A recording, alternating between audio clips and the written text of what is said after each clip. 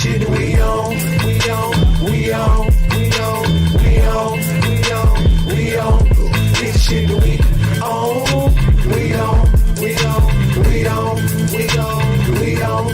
This shit that we on.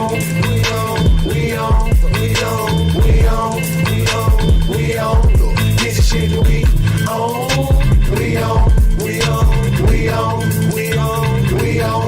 This shit that we on. Get the shit that we do.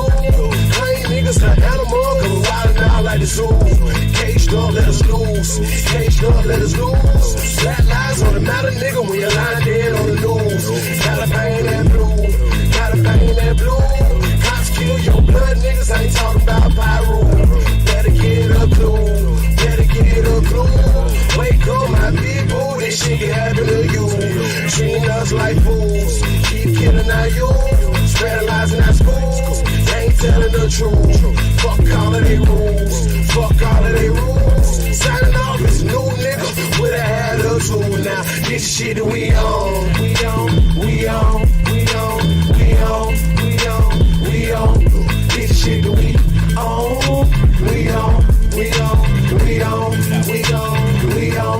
This shit that we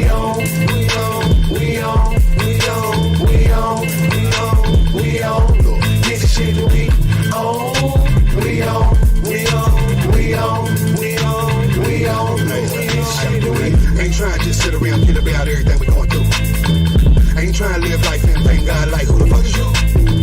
Ain't trying to feel years on earth. I done shed blood, shed tears on dirt. Fighting these fools trying to smear my work. On a set trip trying to clear my turf. Who are you? What am I? I'm confused. We must wanna die. We killing ourselves as a mother cries. Cops killing our brothers, they killing our brothers, and I know why. They got us killing ourselves, that ain't no lie. Look, let me break it down for you. First slave master, next employed. No 40 acre, no mule, no noise. Them type of eyes where the God destroys. Blood pressure makes diamonds, we shine and grind and we reach our goals. Searching for worth without selling soul. This the shit that we on.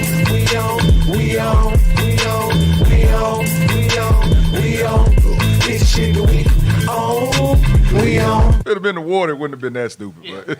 that's just stupid. I hate doing stupid stuff, boy. That's just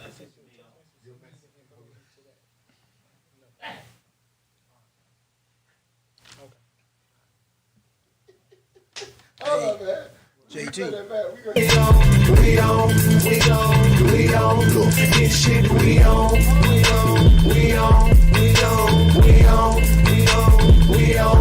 This shit we on. Push to the side, push to the side. They take niggas' lives and kill niggas' pride. Situations get minimized. Doing, they don't even count. Oh, yeah. See, a lot of people don't realize that. I believe that all day. Get minimized, criminal history emphasized. On the victim they penalized. Officers don't get penalized.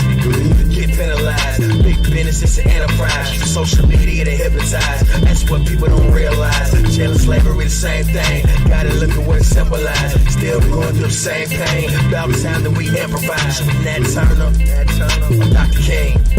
Should we rise up or live the dream? Should we stay quiet, don't make a scene? Go Malcolm X by any means. Pick a size, no in between. Nigga, pick a size, no in between.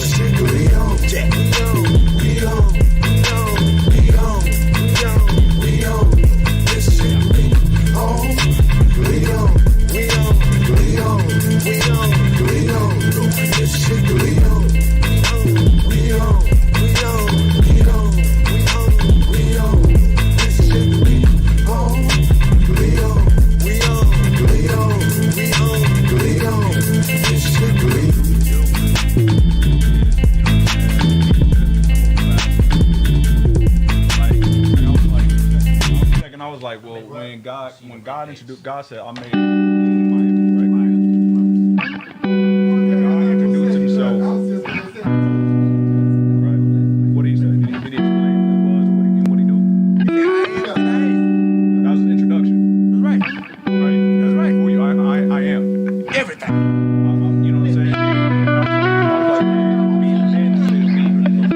Feel the water flow. This is for the fire in your soul.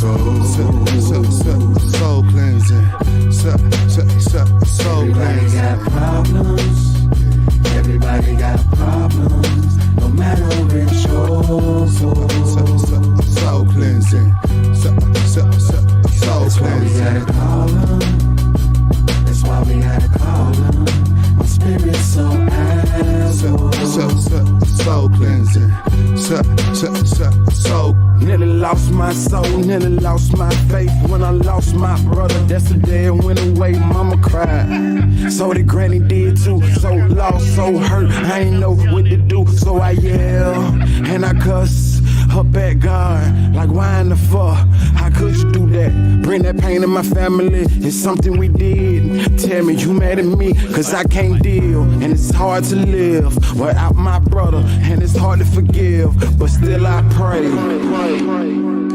Feel the water flow. This is for the fire in your soul. We pray for better days, to live our lives and make a change. Feel the water flow. This is for the fire in your soul. In your soul, your soul,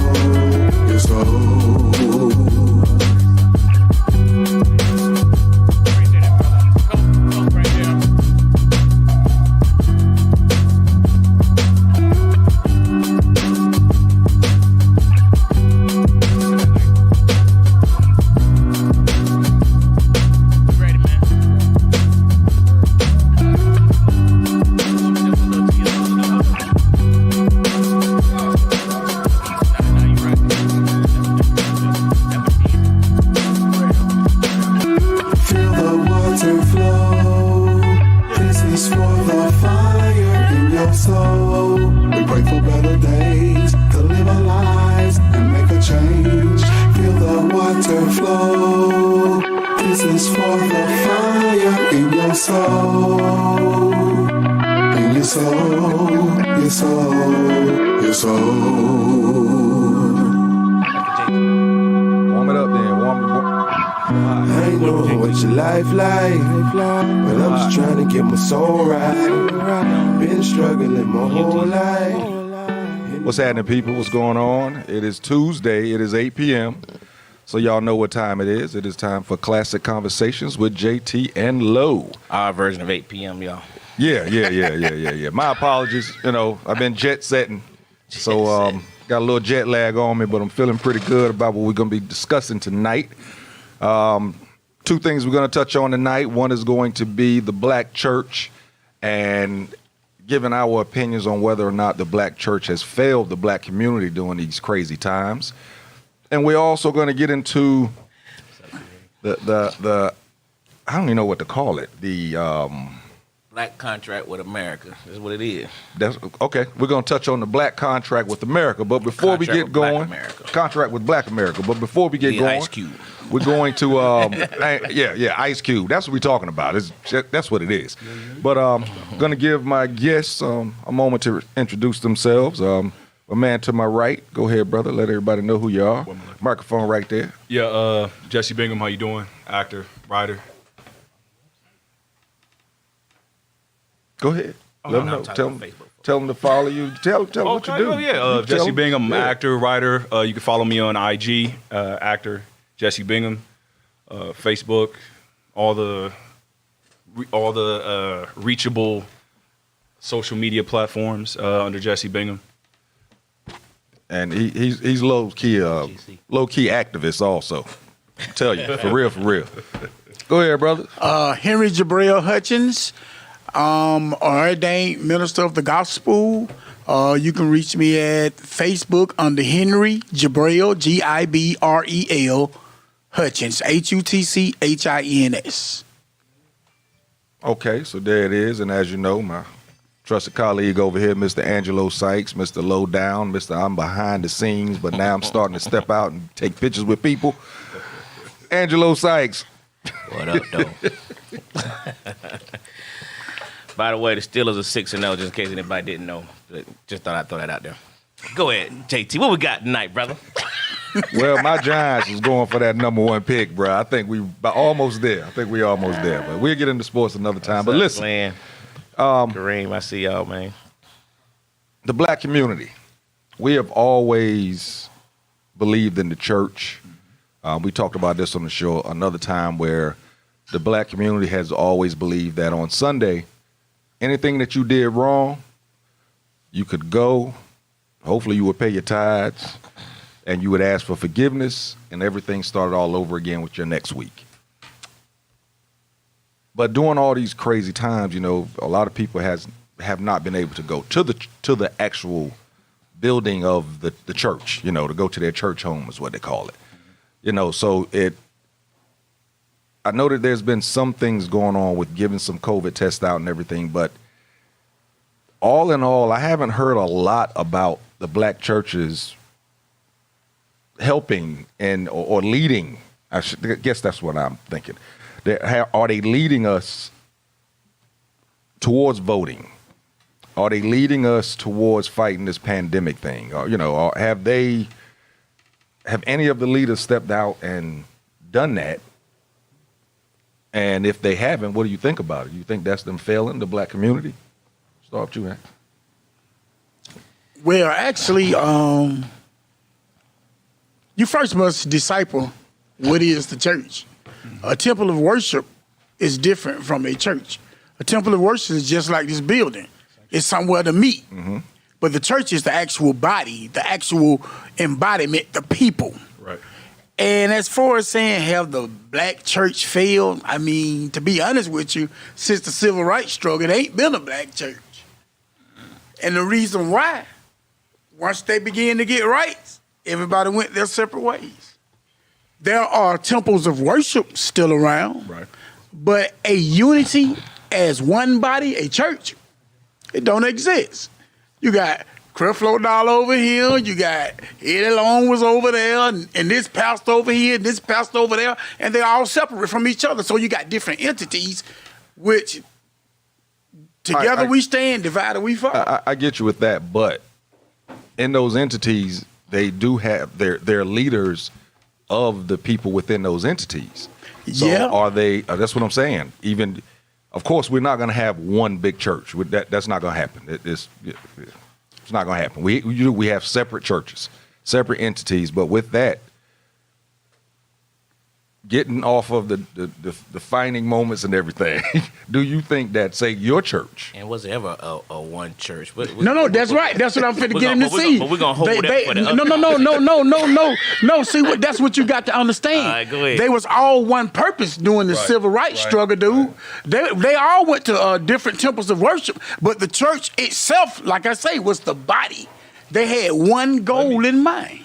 I gotta chime in because I've given a lot of thought to this, and mainly because I don't think it's that simple. But if we're saying, has the sanctuary system been present and on the front line? No. No. But I think that's mainly because we got to look at what the actual issues are of the black church, the African American church community. Like, you take the civil rights struggle. The reason Martin Luther King was able to do and operate the way he was able to do and operate is because you had a bunch of business owners That was faithful. that were able to give, that were in the community, giving money to the church. They were, and was now, faithful but to now it. you got a lot of churches. Now you have a lot of churches that, you know, they have to take grants, and they're taking these federal grants and these federal loans, and they're operating under. Did you use the word have to? Yeah. Why do they have to do that? They were never even supposed to do it. They weren't supposed to do it. But when we're talking about people starting to see the church system, because again, you're talking about a 401c. You're talking about a fully funded, like, I don't have to pay, like, the money I get here doesn't have to go to taxes. Not everybody behind the pulpit is really there for the people. You That's know, right. It's a joke, but it's real. But and all black communities know it. But my point is that money, like, we don't. For example, the civil rights movement, we gave up we traded equality for equity. We got equal, but we lost equity. The redlining, because when the redlining came in, yeah, you can move next door, but just like what he called those opportunity zones that they start creating. So you got people living in neighborhoods that's been there for years. I remember growing up, there was a dude who owned a store that was at the corner. My grandma knew who he was. My aunties knew who he was. If my grandma sent me to the store, I can go. She like send me with a letter that said, "Hey, give my grandson this many eggs, this much meat and cheese, and a pack of cigarettes, and put it on my tab." But when after FHA redline, the FHA redlining happened, that was gone. Like the property, the value of the property went down, which means now your business, you can't get a loan, you can't mortgage your house, none of that, because everything you own is trash, according to the bank. But people outside your community with money come right on in. They don't live there, so that money not finna circulate there. Your grandma don't got no tab no more. Now they sell more liquor than food. So you know what I'm saying? Like and now the people who live here aren't able to reap the benefits of, like, when I go to church, I can't get a job. I can't even get a job no more. I can't all the vocational education is gone. I can't learn to be an electrician in school. Remember, there was a time where you didn't need a degree to be a professional. Now, they sold us that, okay, you ain't getting nothing, go get a degree. So now I get a loan. You willing to give me a home loan? You willing to give me a school loan, but you're not willing to give me a business loan? Right. That's right. A car loan. So we end up in a situation where who's, like, you know what I'm saying? Your grandma paying her tithes, but it ain't like, the store owner who making 80 grand, 100 grand, 200 grand, he paying his tithe. That's building fund. So kind of what you're saying is that the church is really not the leader of the community anymore. It's kind of what you're saying. Not anymore. No. The community don't even follow the church. Communities are built around businesses. You have a lot of black neighborhoods, but not a lot of black communities. That's deep. Yeah. Yeah, you made a lot of black think, neighborhoods, right? Maybe but think not a about lot that of black one. communities. Yeah, you made me think deep. about that one. Now, That's deep. well, yeah. Now, where you from, Jesse? L.A. L.A. South Central. Okay, so have you ever lived out in rural areas in the South? Have I lived there? Yeah. I try to avoid those, honestly. Okay, totally understood. Totally understand. I can dig that. I'm wondering because out in the rural areas, now I don't know for a fact, but I do know, like, I can't even say that. Back in my home, back in North Carolina, the church was a pillar of the community. It was what led. And it was different ones, but everyone still knew the church was always there to help. Bro, and I wonder if that changed in your community? It hasn't. It's still there. Because a small town is still a small town, right? Bro. And that's what I'm saying. Is it different in the metropolitan areas and the suburbs around the metropolitan areas where church, church is more business now than anything. It's like the way I look at it, man. Me and my wife, we talk, and I said, I could tell a church, a sanctuary, by the community around it. Because the way I look at it is, again, the churches I grew up in, if you need a job, there should be some posting of jobs somewhere on some church things. If you need services, if you need food, if you need, because the purpose of the sanctuary is for people to go and get safety. Now, granted, the people, we are the church, but we congregate for a purpose. Like when we talk about rural areas, that's what the church was. That's where everybody met. Mm-hmm. That's where everybody caught up. That's where everybody talked. There were church picnics, church brunches, church lunches. Church was open Monday through Sunday. The church, there was always something going on at the church because it was the center of the community. It was where people met. Never locked. And when we go further back, that was where people had town hall. That's where people had town meetings. You know what I'm saying? But let me add this. Back in those days, the church or the temple was owned by the people. Yes, sir. It's not like that now. These pastors own these buildings. Now, we say those days. How far back we talking? Dude, the church ain't been owned by the communities in a long time. From back in the days. These temples are owned by these pastors. That's why they can tell you catch flight. But what he's asking is, when do you think that change happened? 20 years ago, 30 years ago? It was gone. Actually, a lot of them was weeding them, rest of them out in the 80s. Come to the 90s, man, please. It was all. So let me ask y'all a question real quick then, based on that scenario. what was the shift then from the people standpoint of leaving that church community to go to the mega church, where they seem to run to? What was the shift? FHA redlining. For me, a lot of stuff that's happening for us, you know what I'm saying? We're talking post-60s. We're talking about getting into the modern era. To me, it starts with that whole Federal Housing Authority redlining, because it changed the access to economic and social economic maneuverability. So you're talking about, like, there was something I read in a book called Sundown Towns. And the author is talking about this period in America called the Nadir period. And they don't talk about it as a whole, they break it up in chunks. And they were literally driving, it's what led to Jim Crow. They were driving black people out of towns by gunpoint.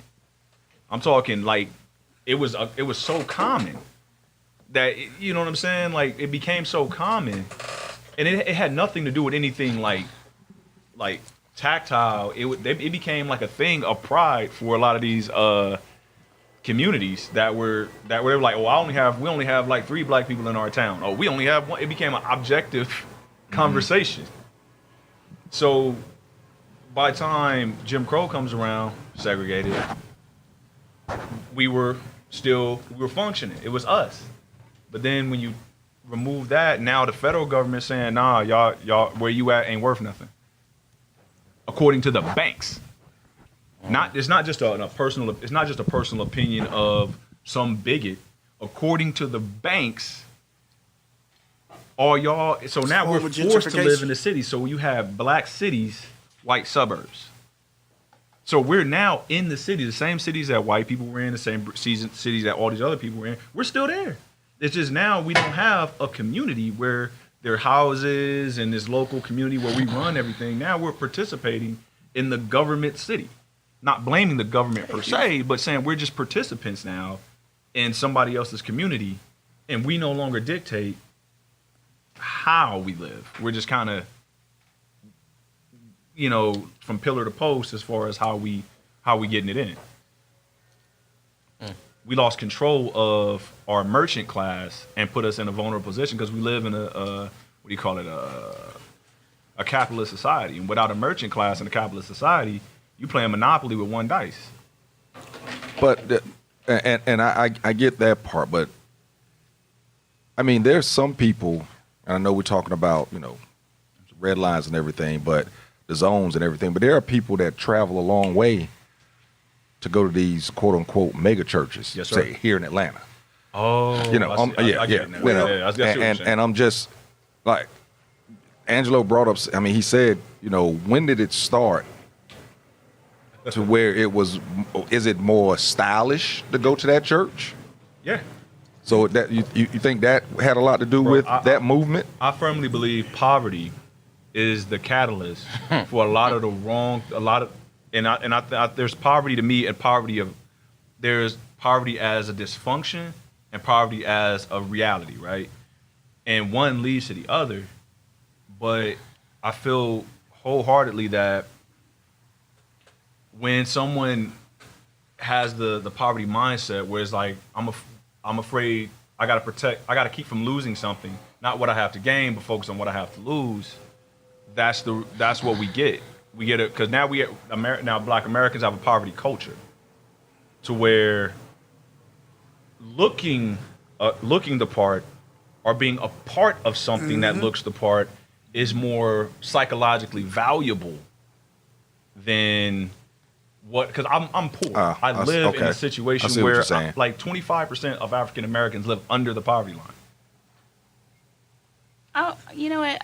I want to respond to that, because I think what you're saying is valid, but I also think that the message was different. The messages that the mega churches were giving people was different than the message the small town churches were giving. And what was that message? The message was increase. The message was wealth. The message was, if you contribute to the church and you pay your tithes, you're going to be blessed. significantly, where I think a lot of the smaller churches were kind of preaching more, family and morals and, like salvation, right? Let's go to heaven. You know what I mean? Like the meek shall inherit the earth. Word of God. Right. Well, I ain't want to say it. No, I'm just saying that they're preaching the meek shall inherit, and, and when you're, like he said, in a poverty mindset and you're trying to be something different, trying to come up out of that space, and somebody says, hey, this is the way, the Bible says that stuff, yeah, but it also says this, and it also says, you know what I mean? So I think when you give people that level of hope, then it causes them to do something different. Put your hand up to the screen right now. Just put your hand up to the screen and send me $5 right now. You at home sitting on the couch, send me $5. You. And God will bless you 10 times over. And that's the other thing too, the televangelism aspect of it. And he was, I remember that guy's name. He says a $58 seed was everybody. It's $58, and everybody did $58, and all these things. You got some say so $1,000 seed. Man, I sat down at a church one time, and the dude said, "Nobody's leaving here until somebody right now has $100 to give. Right now, we're not leaving here." I said, "Man, you better move out that door." Right. It sound like a ransom. But is that the preacher's fault or the people's fault? Both. Let me tell you something. I don't care how much game you run. I ain't gonna listen at you. A con man is a con man. You ain't gonna con me. Not you. But you're not weak nor No. There are a lot of people don't fall for that. But wait. He's right. But there are a lot of people. But there's a lot more that actually do. So you can look at the helicopters. That's right. But you can only save them. Hold on now, that are willing to be saved. You can't save them that don't want to be saved. But, see, first of all, some people were boastful anyway. I'm tired of going to this little church. This church is just a little shack. Man, look at that house over there. I see it all the time in Uptown. Somebody park a Rolls Royce right there. Okay. Everybody start taking pictures of it, hitting Facebook. And on the Facebook, it don't say nothing about this man car just pulled up. I done came up. And you know it. Yeah, that's what you know how people do. No, I'm not. And it's not even their Rolls Royce. I agree with you to an extent, bro. Because the reason I say that is because you're right in terms that some people, that's just their mentality. But there's people who are actually weak and vulnerable. Yeah, okay, but check this out. During the civil rights struggle and during my forefathers, whom I was around, let me tell you something about older people. They didn't care what was going on next door. They was going to stay at their church. They wasn't going to leave there. They had received the word there. They received their salvation there. They didn't care nothing about you talking about this little old shack. They were going to stick to the word of God. They were going to stick with the man of God. They was going to pay their tithes regardless of what you say. They was going to support the church that was in the community. Let me ask you a question. Right, but you got a generation of people who grew up watching that and saw that they weren't getting anywhere in their lives. No, because all of my relatives own houses, so they was getting somewhere. Hold on. How old are you? If you don't mind me asking. I'm 52. When were you born? 68. 68. The person born in 1980 has no concept. That's right. Zero clue. Still got to teach them, man. But you gotta teach them. Now we're talking about between the 60s and the 80s when mass incarceration for black people and the black community was getting deconstructed. We're talking about the cultural mentality and our vulnerability to propaganda. But I wanted to ask you this. What was the first action that recorded Jesus in the Bible? What was the what? What did he do when he walked into the church? Talking about Jesus? Yeah, what did he do? When he was a boy, he walked to the church. What did he do? He began expounding on the scriptures. Well, tell me. Maybe my scripture is off. But what age was he when he walked into the church and flipped over the table? I think you couldn't preach in those days until you was 30. So he had to be at least 30. He walks in there and he flips over the thing and what did he say to those people? Oh, he was telling them that you have made my house a den of thieves. My house shall be called the house of prayer. So if the same thing was going on then, how can it change now? First of all, everything changed with instructions. See, because everybody kids in the 80s don't say dope. Everybody kids in the 90s don't say dope. But Reagan era was pretty hard for a lot of people. But you ain't got a result to selling no dope. No, not saying that. You don't have to fall into the mass incarceration. I wouldn't imply that. No. But what I'm saying is, it's still bottom line. Mm-hmm. Like the comedian T. Kirkland say, who raised you? Mm-hmm. And that's another good point, because most of these people are being raised by single mothers. So, I mean, if you're growing up trying to figure out how to, I mean, at this point in America, 72% of families, black families, are single mother or single parent households, right? It don't matter if a man in the house, they still are a different parenting than it was back in the day. Oh, absolutely. Because the mindset of the male and the female is different. Well, So it still goes back to who raised them. I'll say this, man, and this is only because I particularly I had to study behavioral science. We look, America as a culture is a consuming culture. We cannot limit. Hold on, we can't. We have to put blame where blame is due. We also have to accept blame where blame is due. Can we say that yes, America, the parenting is different now because there's a different mindset now, because there are different resources now as well. Now we find out beating your kids' butt for everything is a bad decision. That you will create a sociopath before you create a decent human being if you beat them for everything. That's not true. Because there's a lot of people that like, grew up. Martin Luther King and one on psychopath. We talking about beating them for everything. He said sociopath. But everybody, as far as discipline, I don't care. I think How you discipline some people, they rebel. Period. I think what he's saying is beating. I get what you're saying, because when we were younger, we would beat, but what he's saying is beating them for everything. So you don't beat a person for everything. well, that's what he's saying. That's my point. I'm identifying extremes. That's his point. But I think you was thinking that he was saying that if you beat them, you're wrong. That's not what he was saying. He was saying that if you beat them for everything, and he means every little thing that you consider to be wrong, you can probably raise a sociopath. Well, who raised you to do And that? a narcissist. And a narcissist, yeah. And see what you got to realize. See, a lot of people when they talk about how they was whooped and this and that or another, they leave out the way part. A lot of times your parents talk to you first, dude. They talk to you. Talk to you during. Look, I told And you that's not right. to. That's right. no, bro, we talking about Listen, no, my family always, my grandfather, everybody. I they mean, would your talk to family you. is one reference point. We're No, but generalizing. a lot of people that I grew up around millions. You grew up in a different time period than the one we're talking about. Yeah, First of all, at that time period, they didn't have mega churches. We're talking about a different era, a different generation, And a different group of people who are raised under different circumstances and different settings without fathers in the home in a lot of cases. Everybody that have children. We're not talking shouldn't about have how children, to be you honest grew with you. up. true, but And how can you raise somebody when you ain't been raised properly? That's the point. and that's and that's You know when you're doing wrong, dude. No. You know it's No, you it's don't. wrong to beat a child to death and put it in the garbage can and burn it. some people don't. Hey, Okay. I don't Then- know- then that's why you got a I don't prison know how system. we got the child abuse Right. on this show. Not just I'm gonna need you abuse, stop. I'm gonna need you to stop murder. preaching every time you answer. You ain't got to give a sermon every time you answer. Stop preaching now. No, I'm not preaching, but horrific listen, murder. let me No, tell you wait. something. Well, see, there We you can- go. we You can can start always- preaching. Hold on. No, now. no. Wait. See, there you go. Let me tell you something. Hold up. What we trying to talk about is Let's get back the on topic. church. Exactly, the churches in the black community. Like my man just said, there's not a lot of communities. There's a bunch of neighborhoods, but the churches, are they not leading the right way in the communities, in the neighborhoods, however you want to put it? The church has a totally different idea from what it was actually supposed to do. Most of these pastors these days name it and claim it, haul it and call it, do not work. I don't care how much tithes you pay. That don't mean if you give God $50, he gonna give you $100 back. He's not Lotto, and that's what they are teaching you.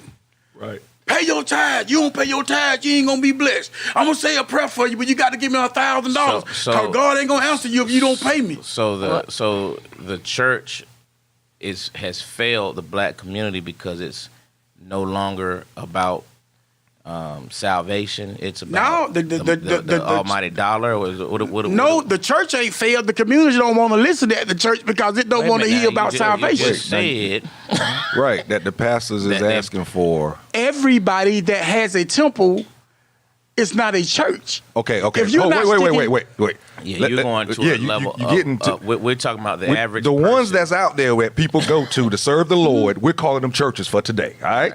All of them are churches. Let's put Every things last in one of them. context. No. Get out the book and all of that. Stop being. All of them are churches. All of them entities are churches. That's what we're gonna for tonight. That's what we're gonna agree with. We know what you're saying. Henceforth, the identity. We know what you're saying. But what we're saying preaching is, takes place will be like you were just saying, is that henceforth known as the you know the church. pastors are asking you to do this and tithe and do that. So what Angela was saying is that considered a way of not leading, almost misleading? It is. That's what the it community. is. So okay, so that's what he was That's saying. exactly what it is. Again, I think If I don't give you the truth, it's misleading. But there's been misleading going on from the beginning, But that's from there, the but- establishment Yeah, of further the the truth, church. because- Like, from the establishment There's a lot of of slavery, misleading. there's been misleading with the Bible and the Christ church. in the Bible. Right. Listen. There has been a lot of misleading Yep. in every level, even school teaching and all that. Yes. Everything. But we're not talking about them. We're No. talking about church. But that's what I'm saying. So you have to have enough wisdom and knowledge about yourself to know when you're being lied to. How? Well, If you're lied to your whole life, Yeah. from birth to adulthood, Yeah, how do you let me tell know you're being you lied might, You to? might could lie to me and tell me it was a Santa Claus when I was a child. Don't come in that mess now. Well, hold on. But somebody told you the truth at some point. No, Like, if nobody ever told you the truth, you would not should know. have found out years before Let me- somebody told you the truth wasn't no Santa Claus. let me- When you start to get common sense to realize ain't no fat man slid big bro. down. Hey, big This bro. little old chimney. But you got to that same scenario, and if Daryl Dan was here, he counting you and say, "Well, there's no God." Well, hold on, Right. bro. Well, this is the catch. I'm Hold just on. saying, But Daryl Dam said he Let me say believed that. in voodoo. But my point is, based on what you just said, they'll tell you that same thing. That is just a belief system. Okay, let me- Everything in so your it's life is a Everything belief is a belief system. system. Okay. So let me address this way, if I may. Okay, kids, right? Pre-adolescents, right? They use what's called concrete thoughts, black and white, magically, and selfishly. That's everything. That's their entire way of thinking, right? That means things are right or wrong. There's no process to anything. Things just happen, and it's happening because of me. It's not until they hit adolescence that they start developing what's called abstract thought. That means thinking outside of what's directly in front of them, and it's still not as advanced. So let's liken it to, for the sake of this conversation, the difference between a pedophile and a child molester. Pedophiles create relationships with children that the children think what's happening to them is right. That's how pedophiles work. Child molesters are just perverts that go attacking children. Pedophiles create ideas in the child's head that they think what's happening is okay. The child goes their whole life thinking what was happening to me is normal and okay. It's not until a phenomenon outside of them intervenes and gives them solid evidence that makes them question it, that they decide, oh, this is wrong. There was something wrong. So what I'm saying is you have people who are raised up in a certain idea of church, a certain ideal, especially people who live in these bubbles, these small areas who my mama went here, my daddy went here, my cousin went here, my uncle went here. They're raised with an idea. I knew a family who I went to church with as a kid. The girls in that family wouldn't wear pants. They would not wear pants because they were taught that girls shouldn't wear pants. That's right. That's why they should have read the word itself, because it don't say that nowhere in there. It's easy to say that about a full, maturized adult. Right. By the way, no, seriously, it's easy to say that about it, because think about it. You don't end adolescence until you're 25, literally. It's easy to say that about a full, maturized adult who's had their own self-experience, because even in your 20s, you're just testing things you learned I as a was teenager. way before 25. And I had a good Now, here we're not talking about you. We're not talking about just you specifically. You keep I'm talking about identifying Yeah, but yourself. but You keep he's saying identifying all yourself. children. No. but you keep identifying yourself. You're not identifying everybody, the grand spectrum. You got to take yourself out the picture. But what I'm still saying, Lo, you cannot say all We're children. not saying all, but you're personalizing something that's general. No. But I have to go from my personal No, experience. you don't. Right. Nobody's going from their personal Hold on. experience. That's Well, not. your We're not. opinion- That's not what this No, that's not my conversation is opinion. about. But if it's coming from your personal experience, it's definitely your opinion, and it matters. It's not valid. an opinion when I'm telling you what happened. It's your and again, perspective of what happened. And 5 other people who with you in that in your same scenario can give you a different account of what happened. Again, if we bring up the Bible, Luke and Matthew at when my man Judas killed himself. Both of them have a different account of the same situation. So my point is not that I'm not trying to argue that you're wrong. That's you, and that's your perspective, and it's correct in the terms of that's your perspective. But we're not talking about just your perspective. We're talking about the outlier. You could be that one and pick the percentage of people that exist that was like, I know exactly what's happening in my entire life. I'm on point. But there's kids who the average person, this is how their brain develops. There are kids who are raised up as adults and they still will believe the same thing because I know there was plenty of churches, grown women who thought you couldn't wear pants as well, and they were fully grown. But it's how they were raised in that church. It's what that pastor believed, what they preached in that church. So that's the way it was. What dialogue was they reading? Because they irrelevant. It's what they were taught. It's what they were taught. They were taught to believe in their preacher. It's not about what they was reading, bro. Show me the scripture where it says. Nobody said that there was a scripture. Listen. Hold on. No. Because the Bible's been altered and changed several times. There may be a scripture. It was never in there. We you never read said all it the was. versions? It was not in there. Did you read all the versions? It's not in there. It's not We in never saying that it was. What we're telling you is that somebody taught them to do it. So what he's saying is that because they taught them to do it. I understand what he's saying, but at some point, no matter what, listen, no matter what I learned he said that also, that at some point, once they become it. a mature adult, they usually do. But as a child, 8 years old, the pastor say do this, do that. Most of the children, they're going to do it. They just going to do it. At 8 years old, I wouldn't even ask 8-year-old. Child molesters are also pedophiles. No. What does it say? I wouldn't ask. What does it say? Deuteronomy 22:5 says, "A woman shall not wear man's clothing, nor shall a man put on woman's Definitively clothing." a pedophile. That's right. Anyone. A man. Well, hey, that just contradicted what you just said. Yeah. No. Listen. That's in the scripture. It say a woman should not wear anything. Hold on. No, you can't say that. No, do it say pants. No. Hey, Stop. did they have pants back then? They're women pants. Did they have pants back then? Hold on. Was it even called JT, pants back then? No. No. To him. He's asking you a question. Don't ask. He's asking you a question. Hey, the point is, you just said it wasn't in the scripture. He just read the scripture. It's not in the scripture. That is the scripture based on interpretation, man. What are you talking about? It does not say pants, no. There was no such thing as pants in when the Bible was written. There was no such thing as pants, was it? It was just men's clothes. Was there anything called pants and when the Bible was written? Dude. No. Okay. So you can't say that. Why would you say You can't say that. Why would you say it? Nobody said it. I mean, there was a time mostly men wear pants. There was a time period where When the men wore Bible was skirts. written, men wore robes, look like dresses. You're missing the point. No, you're missing the point. No, it you're does not missing say the pants. point. Thank It doesn't say pants, but hold on. If I Clothing is determined by culture. But So from culture to culture, clothing has changed. What's considered women's clothing and what's considered men's clothing over America. various periods has changed depending on the cultural norms of the time. But it does so not say it does not say pants, but pants it's not in about America pants. were identified It's as male if clothing. That's right. at a It's certain what about- it's just like you period say, a what they were dress taught, is considered but that doesn't mean you was women's taught right, and I clothing. understand that. No, hold but on. you can't just say women ain't supposed to wear pants. It never That's not what was said. Slow down for a second. Let's just take it before we. I know he about to move on. Let's turn this down for just a second. Okay, let's move away from the specificity of pants. Mm-hmm. The scripture says, this is where this come from. Women should not wear men's clothes. Mm-hmm. Gender roles and gender identity is defined by a culture.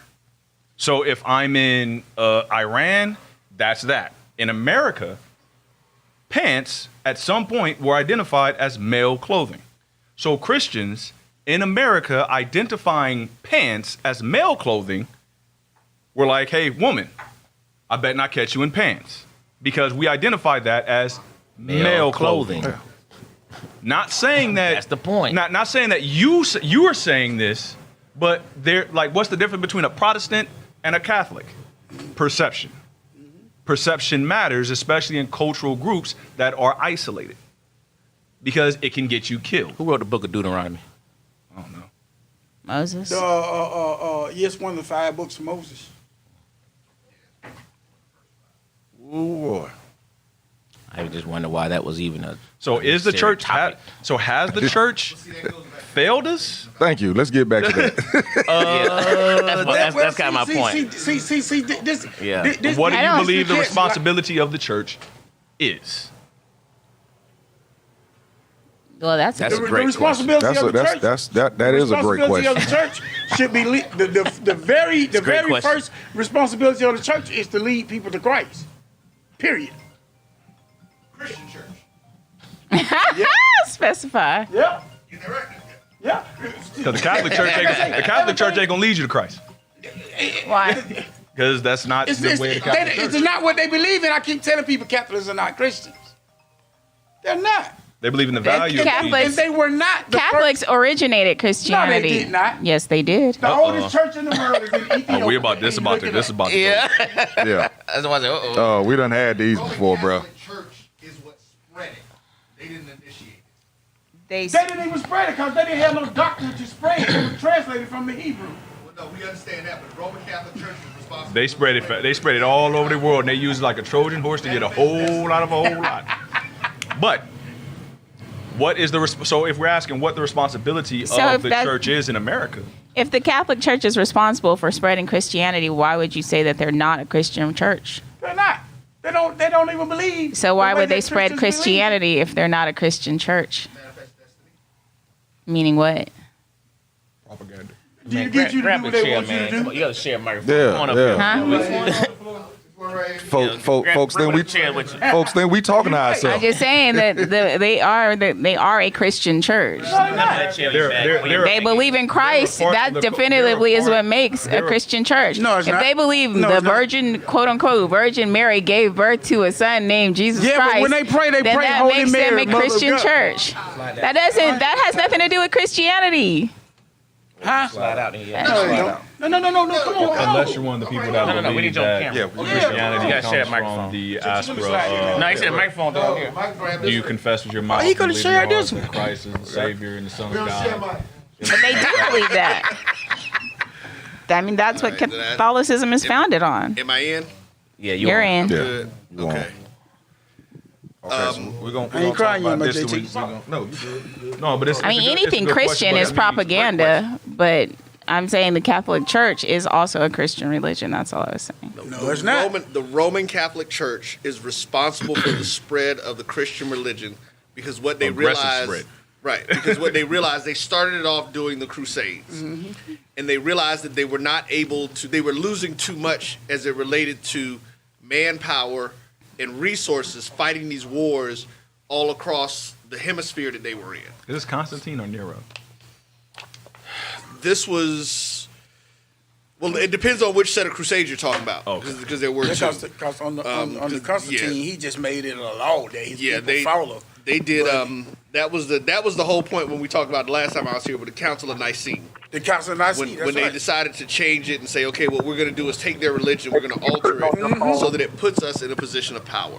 And they were using too many resources. So instead of going with the war hounds and their armies, they decided, you Hearts know and what, minds. we're going to take the religion to them.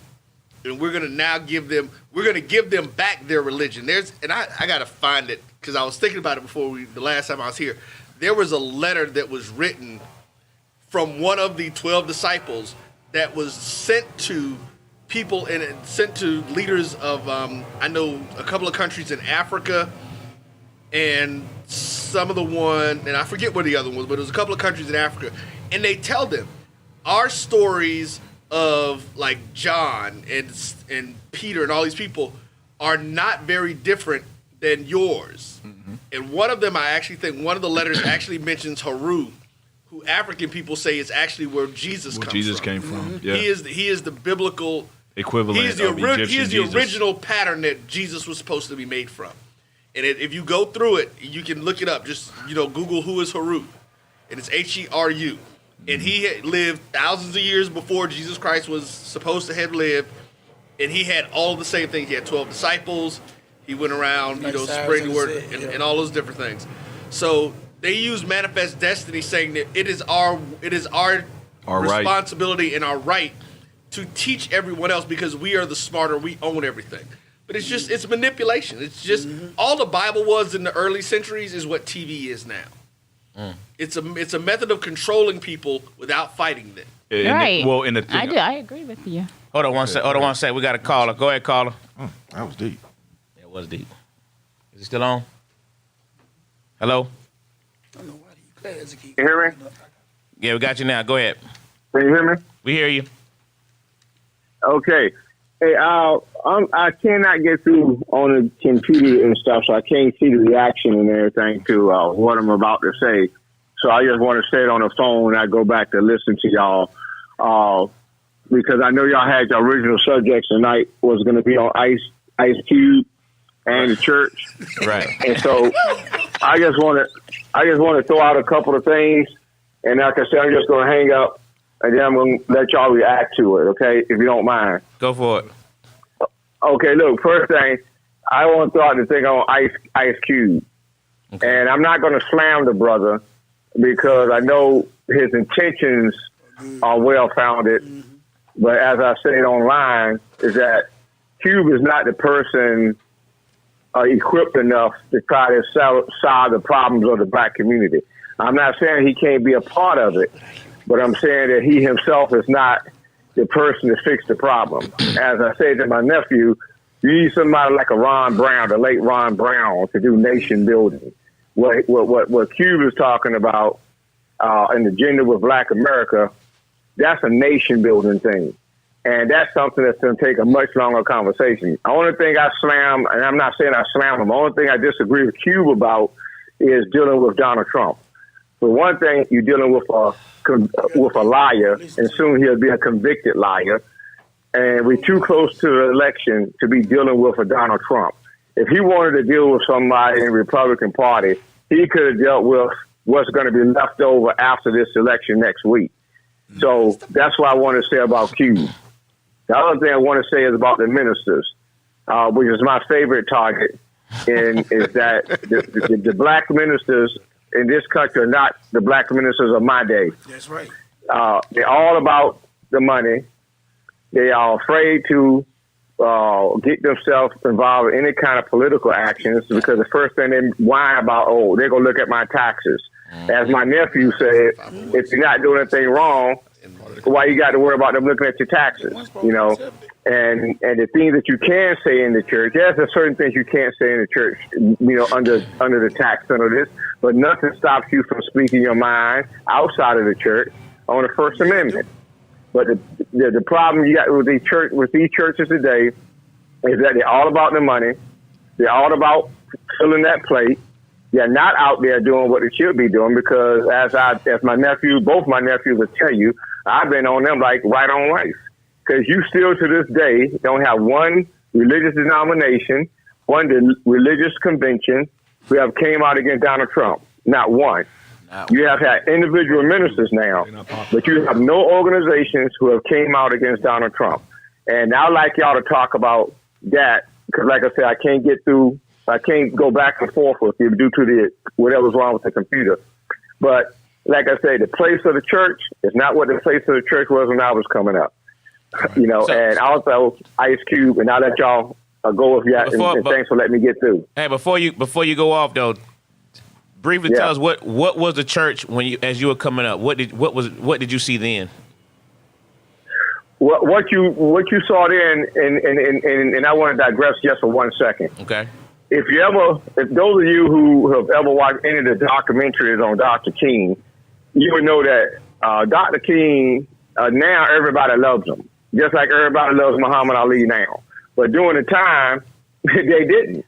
And any church Any city that Dr. King went to, he had opposition, and the opposition was always these jackleg ministers who first they was afraid to compete or confront their local authorities. They sold Dr. King out in almost every city. Almost every city has a history or a person who is documented as selling out Dr. King. Some of them sold out Dr. King for church robes and pianos and organs and things of that nature. This is an established fact. Absolutely. And so a lot of people must go back and really look at his struggle. But his struggle wasn't so much against the white people, which you expect. His second struggle was trying to get black ministers on board, but it was always afraid. We see the ones that we know about, that we see in history. But the truth of the matter is the rank and file ministers in most of these cities that Dr. King had to go through were sellouts. And if you watch the FBI reports, it shows it, because a lot of them was they used them to rat on people. That's a fact. It's just a thing. So, but the good thing about when I was coming up was that the ministers who did support Dr. King, who supported the civil rights movement, they did. It wasn't for them, we wouldn't not have a lot of the things that we have today, because they had the meetings in their churches. They had, they knew how to contact the right citizens to get there to listen to these meetings and things of that nature. So you did have these ministers in some of the same cities where they were selling out Dr. King. You had these ministers that stood up and supported them. So I want to give credit to those type of ministers who held their ground and stood up. But I also want people to really study, go back and look at your history, and you find out how many people sold them out. And like I mentioned, Muhammad Ali, I lived through that period of time with Muhammad Ali. I know what he went through. I was in the military when he was going through the peak of his stuff. Muhammad Ali was not loved like he is today because he went through the struggle, and he spoke up and he spoke truth to power. Whenever you speak truth to power, you're going to pay a cost. Like you have to be ready to pay that cost. Like Ice Cube. I said like Ice Cube. Speaking truth to power. What about Ice Cube? Okay. I said like Ice Cube speaking truth to power, and he's being ostracized. Ice Cube, like I say, it's not what he said. It's not what Ice Cube is saying, because what he's saying is correct. Because both my nephews will tell you, and I've been saying this for years, is that the Democratic Party has been taking advantage of us for over 50 years. Okay. 400. Well, I'm saying 50 years. I'm going back to when we turned over, when most of us turned over from the Republican Party to the Democratic Party. That happened after Eisenhower. Now, with John Kennedy, that's when most before then, if you look at the records, most blacks were Republicans. A lot of people don't know that. But with Ice Cube, it's not what he's saying is wrong, because what he's saying is 100% correct. But he's not the first rapper who did it. P. Diddy said it 10 years ago. None of these people are wrong, because they're all right. But the point I'm saying is, we have the Democrats over a barrel now. They can't do a damn thing without us. And y'all prove that. That's not true. That's why we're having the issues that we're having with them now, and even with the stuff with Cube. But I got to tell this story because of one of our frat brothers, old school brother who was actually from California, moved to Orlando, Florida, during the '60s as a part of the civil rights movement. In the '60s, when Dr. King was going around, this is Sir Who on the phone. This is actually something to kind of validate your story. He was going around to different cities, doing his thing. He was on his way to Orlando. When he got to the bus station in Orlando, he was met at the bus station by a group of black leaders that had been handpicked and put in charge by the white power structure. And they literally looked at him and said, "We don't need you here. We don't have any problem with our white people." That's true. I saw it. That's in the documentary. And never went back to Orlando. When I heard the story, I'm like, there is no way in hell that that's true.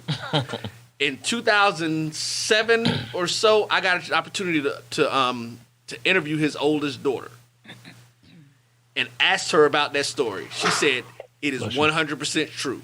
Her family didn't even want her to come back to Orlando because she was there for, I think it was the National Congress or it was a black women's organization right, that she came down for. And she said that is absolutely true, that they did not want him. And see, this is what we've had in places all over the place. Like I said, everybody shows you the Kumbaya Martin Luther King. Yes. That I have a dream. But like I said, you go look at that speech. I believe it's April 3rd, I believe I led my 1964. people into a burning building. 64 or 65. He was signed 64, right? Yeah. April 3rd, 1964. Go look at that speech where he talks about what we need to do as a people. And see, this is the problem, even with, brother, what you said about Q.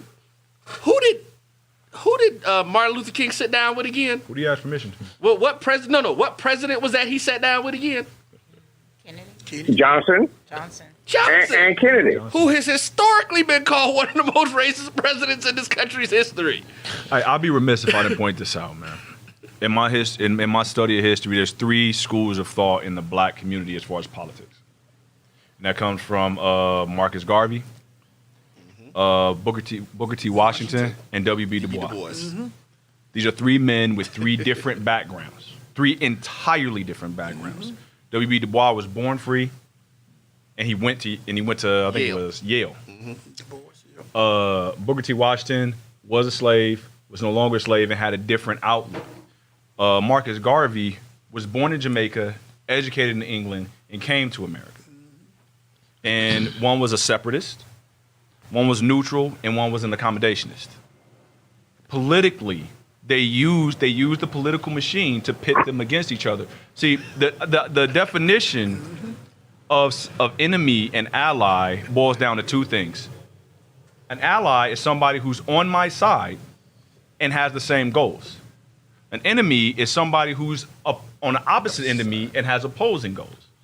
There's no friend. It doesn't matter if you're my friend or my cousin or my family member or somebody I was raised. That none of that plays into enemies and allies. This idea that for like all 3 of these men were on the same team. They all had the same goal.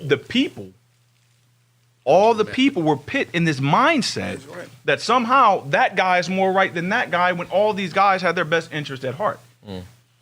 Now you take H. Rap Brown, you take I wasn't even prepared for this particular conversation. Well, you can take them all. Take these, but let me throw something in there. You take all these because what you're saying is right, and what happens is who always comes in there and point the finger and say who's right and who's wrong. There's always some cracker sticking their head in there, telling you, "Oh, are you listening to this person?" And then that's when the okie doke start going. Let me add some light to that, man. Again, we've been like racism is a byproduct of classism, complete byproduct of classism. What got Martin Luther King killed was him speaking to poor white people. I said last time I was here. That's what got him killed.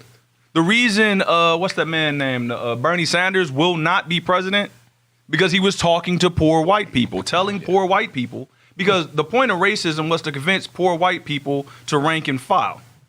Because there's you ever heard of, I'm pretty sure you heard of John Brown, right?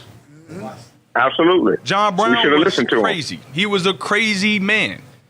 And he was crazy. And one thing American history books do not teach and do not talk about is the amount of people that did not agree with slavery or racism. Yeah. Matter of fact, the racism as we know it today is based on the giant Jamestown slave codes. As we know it today, it's only been mutated. It's never changed. No. 1705 was when being black was the thing that made you a slave. Before that, it was a whole different thing. They literally being black made you a slave during 1705. That created chattel slavery in this country. The reason that happened. But it goes back further than that. No, hold on for a second. I got you. The Catholic Church, this Catholic Church signed off on a document that when they gave the explorers the authority to explore in this part of the country, this part of the world. And that's not what I'm arguing. That's what it goes back to, though. That was to justify slavery. Now, my man, that was justified. That was to justify segregating a group of people. There was called a dude named Nathaniel Bacon. The dude Nathaniel Bacon caused an uprising in Jamestown because he wasn't getting his piece of the pie, And back then, it wasn't black and white. The concept of black and white didn't exist as a nationality. Black is still not a nationality. It's something they've convinced us to sign on to. So when we have this conversation, you have to understand this was all business. Jamestown had an uprising of everybody. The fact is they won, but they didn't have enough money because poor people don't have resources. So they won, but the rich people came back, killed all the leaders and said, we got new rules. You're white, I'm white, we're on the same team. They're black, they're slaves, and it's new rules.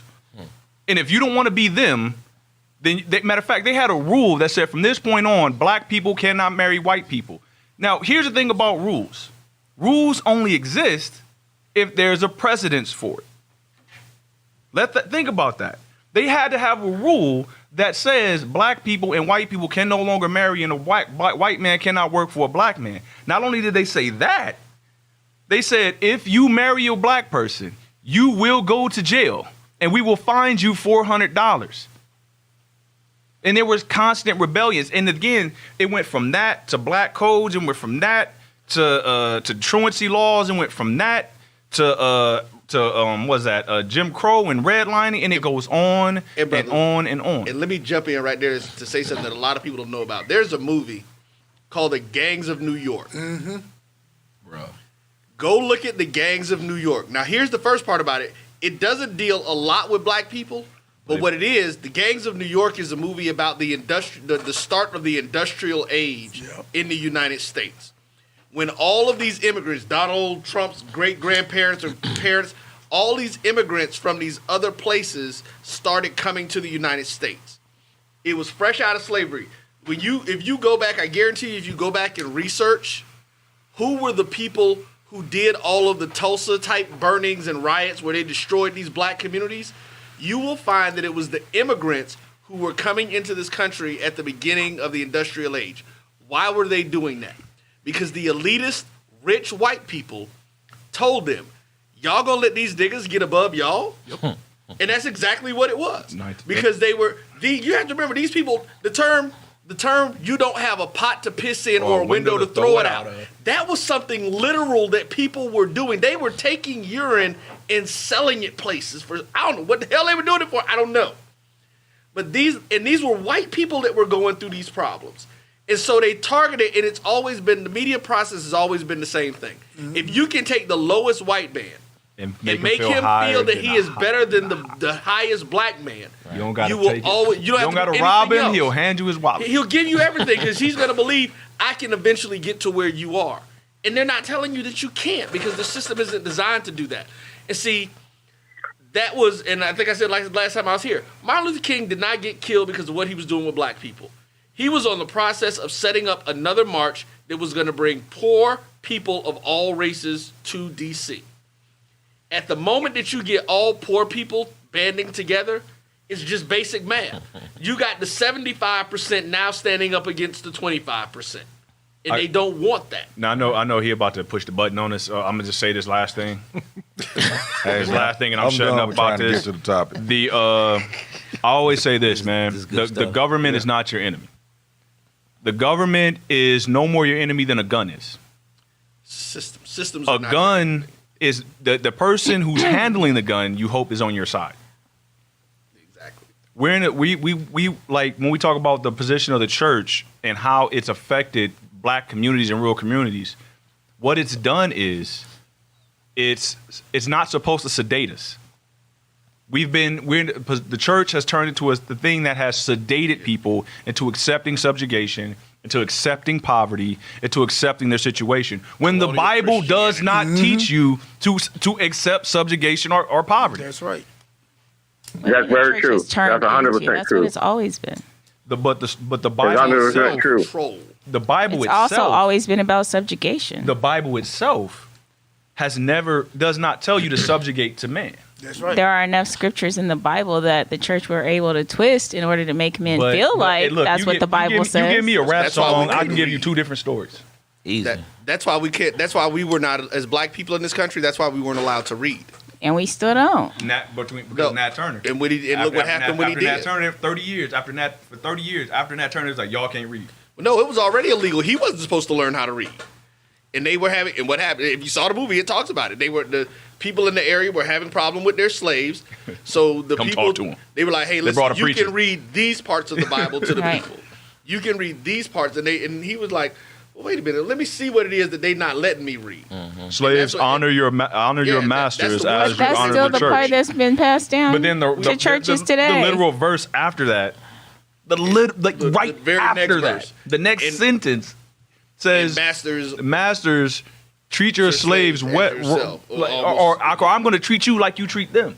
But this wasn't talking about chattel slavery. That's Right. right. This was talking about ancient people order of slaves. That's what people don't realize, and that was the point. One of the points that I brought up when he was talking about some of the codes and stuff that were changing. The United States created chattel slavery. Yep. There They was created racism. Slavery has been in existence. They created for racism. years. Yeah.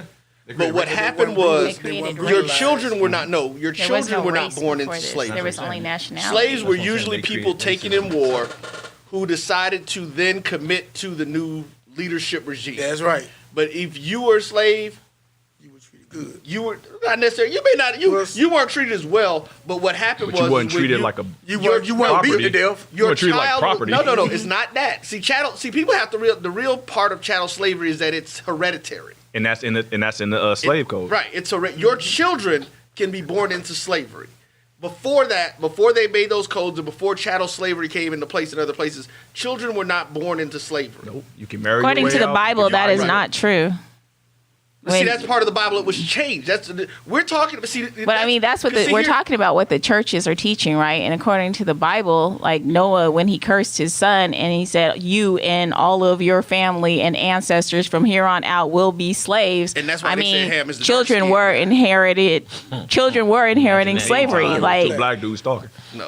Well, see, but that's again, and you get into when we get into that, and that was what we were initially when I heard when we were coming in.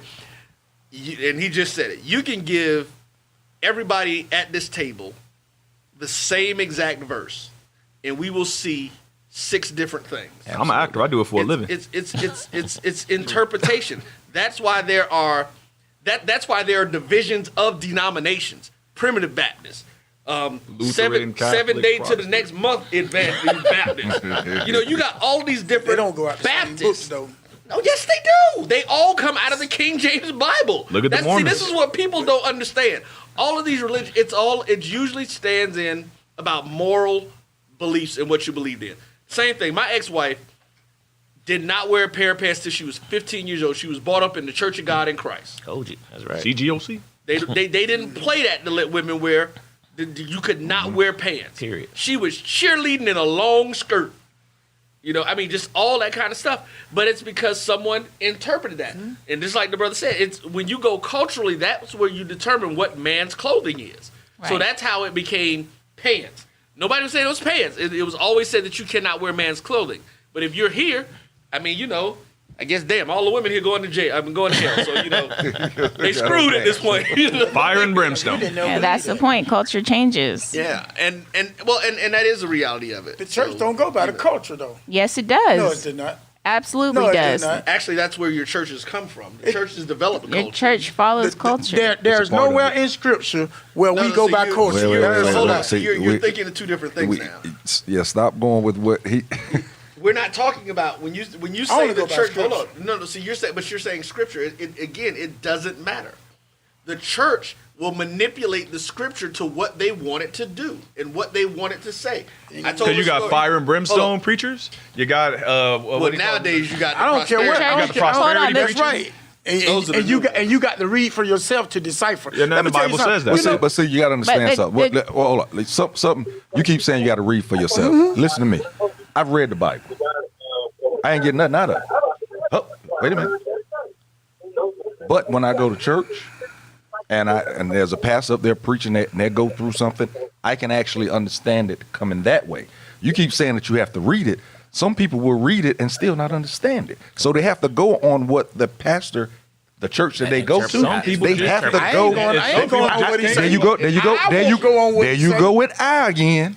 Well, the word of God teach you to study to show yourself We approved. keep telling it you. tell all Do you know believers. Everybody It tell ain't all you. believers. Hold on now. Okay. If I tell Everybody ain't everybody not to go on what I say, but study so you could believe, and then if that's what you need to do, talk to him. Do you know what Then institutionalizing? but then I'm gonna go off what he say. Either way, if I don't understand it, I'm gonna go with somebody else. Do you know is what? Do you teaching. know what institutionalizing? How institutionalizing happens? Yeah. And that's now think about this. You got a kid that's been going to the same church since he was 3. Got baptized here. He's been from age 1 to age 18. Everything he knows about God and all the theology has been from this one preacher in this one church, and he's Mormon. We should have read for a second. No, I'm saying, think about that. Think about that. Let that sink in. Now, I don't know if you know much about the Mormon church, and again, I'm not here to trash Mormons. I'm saying they have a very specific belief system. A very, makes me ask questions about, some ethics. But they have a specific belief system that they operate by that is completely different than any other religion system in America. And they do that out of what book? The Book of Mormon. Mormons. They had their own. They got the Book of Mormons. And that created from The Book of Mormon was Jesus was supposed to. Jesus apparently came and talked to the leader of the Book of Mormon. heaven. That's what all of them after say. he died. That's what I wanted. I mean, I knew that, but I just wanted to get So it out again, there. when we ask the question is how has the church failed Black America? It's kept us sedated. No, the trade. I'm gonna say that. And we've had a lot. And we've allowed the media, because that's what the media does. There's only 6 companies that own every media station. We've allowed them to dictate to us what's popping and what's not. What's good. I had a church I went to out here. I'm not going. It was a mega church. I'm not a big fan of mega churches. Man, did you know what was the dude who became the HUD guy? Carson. Ben Carson. Carson, the brain surgeon. That dude was like, we gotta have a special speaker today. It was Ben Carson's Skype. I was like, yeah, I don't know. Like, I was like, this don't sound right. I really feel like you trying to sell me a bill of goods. He started talking about Trump and all of the preacher. The preacher's talking about Trump and all this. I'm like, dude, what? I came for Jesus. I didn't come. That's what they were in place I didn't for. come. But he taking pictures in the White House. Look at me in the picture in the White House. And he's a good man. That's I people prayed that in love all the status. corners of the White House for Trump, and y'all need to pray for Trump. I said, I can pray for him. I don't got to vote for him. You out here pitching the campaign. Now again, That's this what is they not always me do. knocking. Now look, Why do y'all think? Why do you Hey, think? hold on one quick second. I just want. You got anything else on the phone? I want to keep holding you there. Yeah, hey, because Angelo, I know it's near your bedtime. I gotta go to bed. I want to get something. I know it's near your bedtime, so go ahead. I want to get you out I of just here. wanted to get off. I just wanted to get off. So y'all can talk. I'm gonna listen to y'all till y'all fall asleep. Right. So, but I just want to thank y'all for letting me get in again to talk to y'all for a few minutes. Absolutely. And I just want to say to y'all on the same subject, but on similar. As a retired police officer, and you have Angelo there too, I want to say to all you people out there, if you have relatives who you know are on medication and you know that they're sick and things of that nature, please do all that you can and make sure they stay on their medication, because the thing that happened in Philadelphia didn't happen hundreds of times in this country, where someone getting shot because they have a mental issue, not because they're criminals. That's right. So, and one of the things that I've found throughout my life is that families know when their people are crazy, and they're not equipped enough to know how to take care of it like they should do. You don't call the police on a person who's mentally ill. You call 911 and try to get you call ambulance services. You call the paramedics. You call those people first. The police aren't supposed to be backup. They're not supposed to be the primary. That's right. When you're dealing with a mentally handicapped, a person who's mentally deficient in some form. So I would just like to say that, as you all on your own personal time, your own personal families, your own churches, please try to train people how to make that phone call, because that brother should not be dead because he had mental issues. That's right. Because that's just sick. And the last thing I want to say is please, please, please tell all those Bammers that's on the corner not doing a damn thing to go vote. All right. And I talk to y'all later. Y'all have a good night. I appreciate it. Appreciate Bye-bye. Angela, On me. something that the brother said He that, calls everybody in Georgia Bammers. that I want to slightly disagree with. Because it's actually not necessarily, it's kind of rolling back into something else that he said. See, we have to understand it's not this church or the system of the church or the government that is failing us as black people. It's the people in charge of those systems. Because, see, these systems are nothing, just like he used it, systems are nothing more than tools. It depends on what you do with it. If I give you a gun, you can either go kill and rob people or you can use it to protect. You can do so many different things with it. And see, we talk about this. He was talking about these mega churches. Do any of you really remember where the growth and the expansion of the mega churches came in at and when it happened? I just remember my grandma used to watch, what's his name? Televangelism. See, Afro. See, y'all talking about two people. Everybody in this room grew up knowing who Oral Roberts was. That was you may be young here. Oral Roberts was the first. Now, and think about it. See, y'all mentioning white people. I'm talking about black churches. I don't mention nobody. We didn't see. We didn't have black mega churches back in the day. Right. You know when they started? They started during the election when George W. Bush ran. Not the daddy, the son. They did not anticipate that he was going to be able to win the election. So what they did is they went out and they started telling all of these big churches, you can now get this 501c3 tax-free status. We're going to open up community centers and make your church the center place where we funnel all this money through. If you go look at it, go look at when T.D. Jakes' church started blowing up. Go look at it when Joel Osteen church started blowing up and see what was going on in the political realm. That's why you now have that period is what birthed the prosperity preaching phase that we're in now, where they're telling, give me your stuff. Now, it's so funny. I saw a meme. Somebody said, why is your pastor always telling you to give your tithes for things for the church, but they telling you to go to God when you need money? Well, and but that brings me back to what I feel like. Because again, for me, I feel like the point of the sanctuary, the point of it, is to help advance the community. It is. That's what they used to be. And if there's a church in your community and they're not offering opportunities for you to come get an education, not necessarily a whole entire vocational education. Right. Brother, what's your name? Hold on. What's your Jesse Bingham. Jesse, hold on. Because I'm going to jump in here real quick and say something to you. Go ahead. I lived in a town called Eatonville, Florida for like 10 years. Eatonville, Florida is the oldest incorporated black municipality in the country. If you saw the movie Their Eyes Are Watching God that Oprah Winfrey did, that Halle Berry starred in, that was the town. It was Zora Neale Hurston book. Right. Eatonville is probably 2 miles long and 1.5 miles wide. Literally. Right. I'm like, I'm dead serious. I hear you.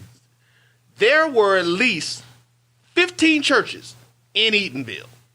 See, churches are in the community. But what has happened is the church has become a business, not a place of refuge and not a place of service. But that's my point. Is like the way what I feel as far as how the church has failed the black community.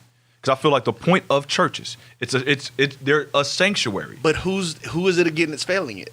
It's not the church. It's the people. It's the pastor. But when you think about when you identify the church, that's what you identify. You identify to that pastor. Like, because here's the thing: if I got a nonprofit, the point of this whole thing is nothing I do I have to pay for, really. You don't.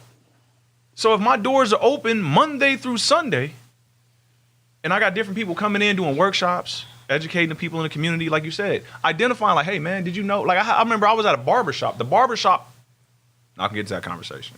But I was at a barbershop and I told a young dude was like, I'm a rapper, and he's like maybe 22, 23. He was like, yeah, I'm working on my album, I'm doing this, I'm doing that. I'm like, bro, I said, so you incorporated yourself? Huh? What you mean? I said, well, how else are you making money outside of rapping? Well, I'm just waiting on my album. I'm like, dude, you're a writer. You can hold a workshop and teach people how to put their bars in order. You can teach people how to do hooks. You can teach people how to rap. Teach people how to record. You can do a work. You're not just a rapper. You're a multitude of things. He had no clue. Because we aren't taught business. We're not taught business. But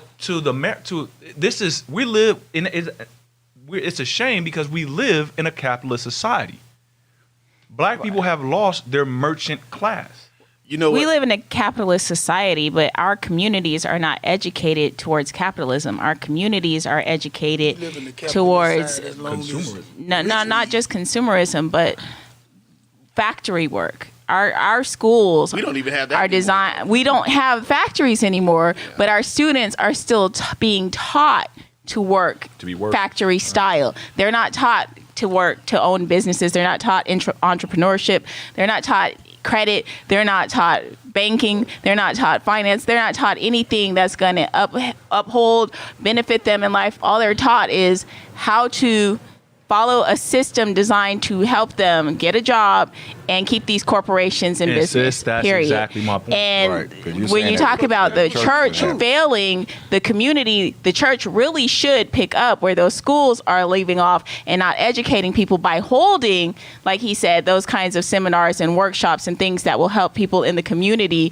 to actually develop those skills to grow and build their communities. But they're not doing that. They're only asking constantly for money with their hands out, taking from the community instead of giving to the community. Yeah. So, I mean, when you talk about the church failing, all of the systems are failing, but the rest of the systems are designed to fail our communities. The church specifically was supposed to be designed to help our communities and uplift our communities, but it's tearing our communities down and dictating to our communities how to continue to be a part of all of the other systems that are already designed to fail us. So I'm going to disagree with you just slightly.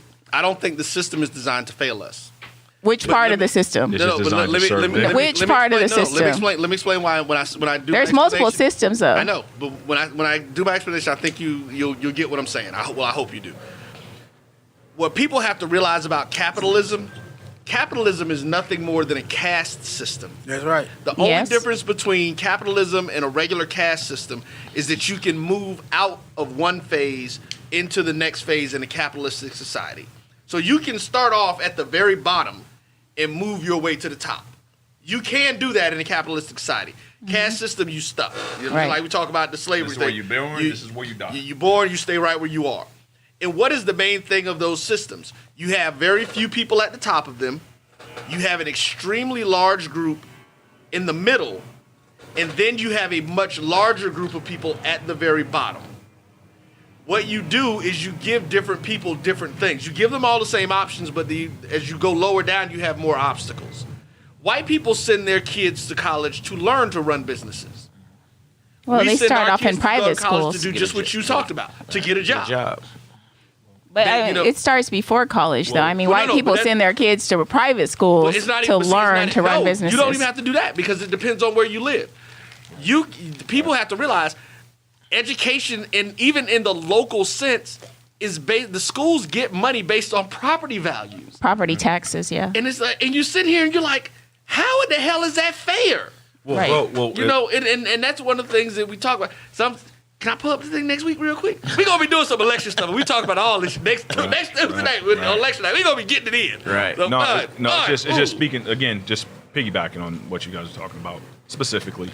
The point of when we talk about the school systems and stuff like that, again, the average income the median income for a family in Black America is like $41,000 a year. Yeah, it's 30. It was 35 a couple of years. A couple of years ago, it was 35. Yeah. The 24% of Black Americans live under the poverty line. Right. So a fourth of us. And do you know what the poverty line is? Hold on, before $30,000. No, it's lower than that. It's lower than that. Poverty line is so get this in the perspective. That's right. This is what they call poverty. $12,000 a year. Well, okay. Is the line. That's poverty. Well, let's start there. So 24% of Black America, 24 point something. Let's call it a quarter. Live under the poverty line. Right. Now, what do you know the median income for a white household is? 75. Like $75,000 a year. That's normal. That's median. And when Not you average. and when you ask the question again, now understand what a sundown. Did everybody here understand what a sundown town is? Everybody's heard this concept of sundown town?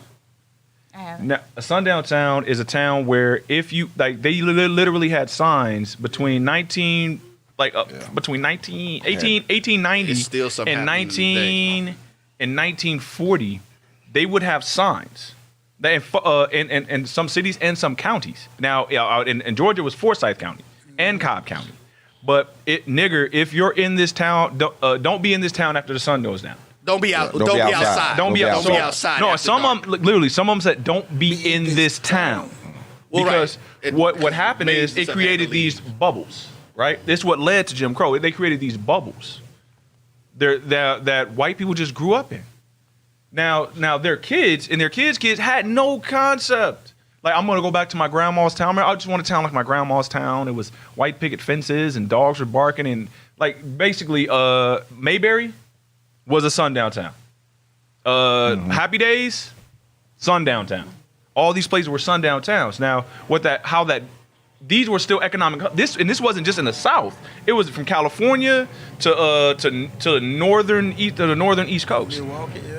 So these people grew up in these bubbles. They had no concept. Again, like everybody had that one uncle or auntie or friend that uncle was doing good and he was doing good and everybody went to visit him. He had a pool and a backyard and all this other stuff.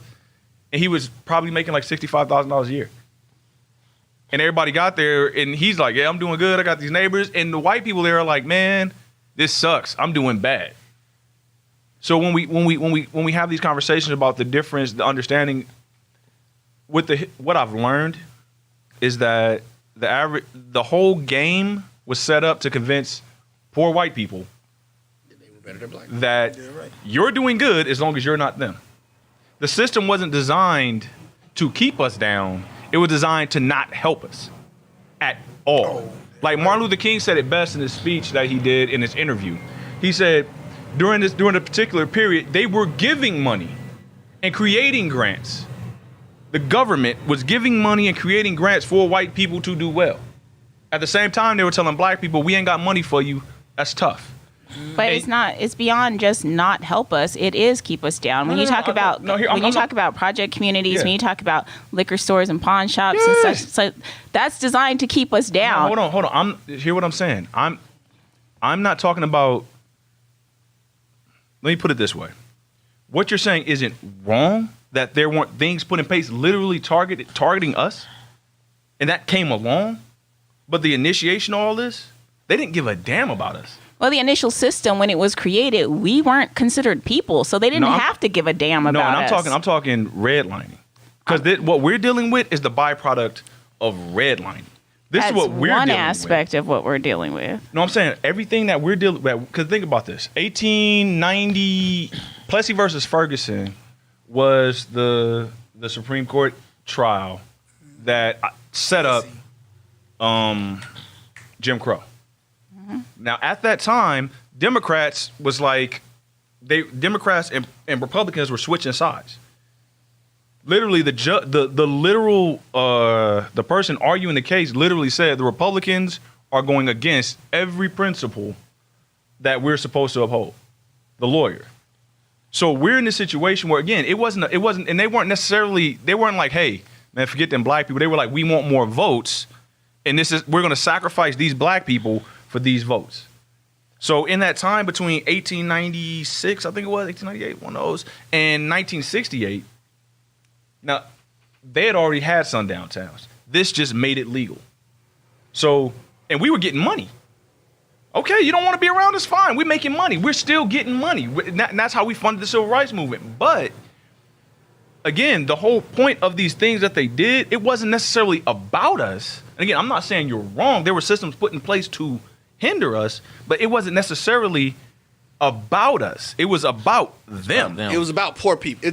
That's why I said everybody needs to watch the gangs of New York. They were trying to keep poor people, poor white people, because it's still a bunch of poor white people that were like, this is nonsense, this is bull, we don't like this, y'all wrong. And they were trying to convince them. that's one aspect of it, but they had been trying to do that to white people even during slavery. I mean, that's why they had.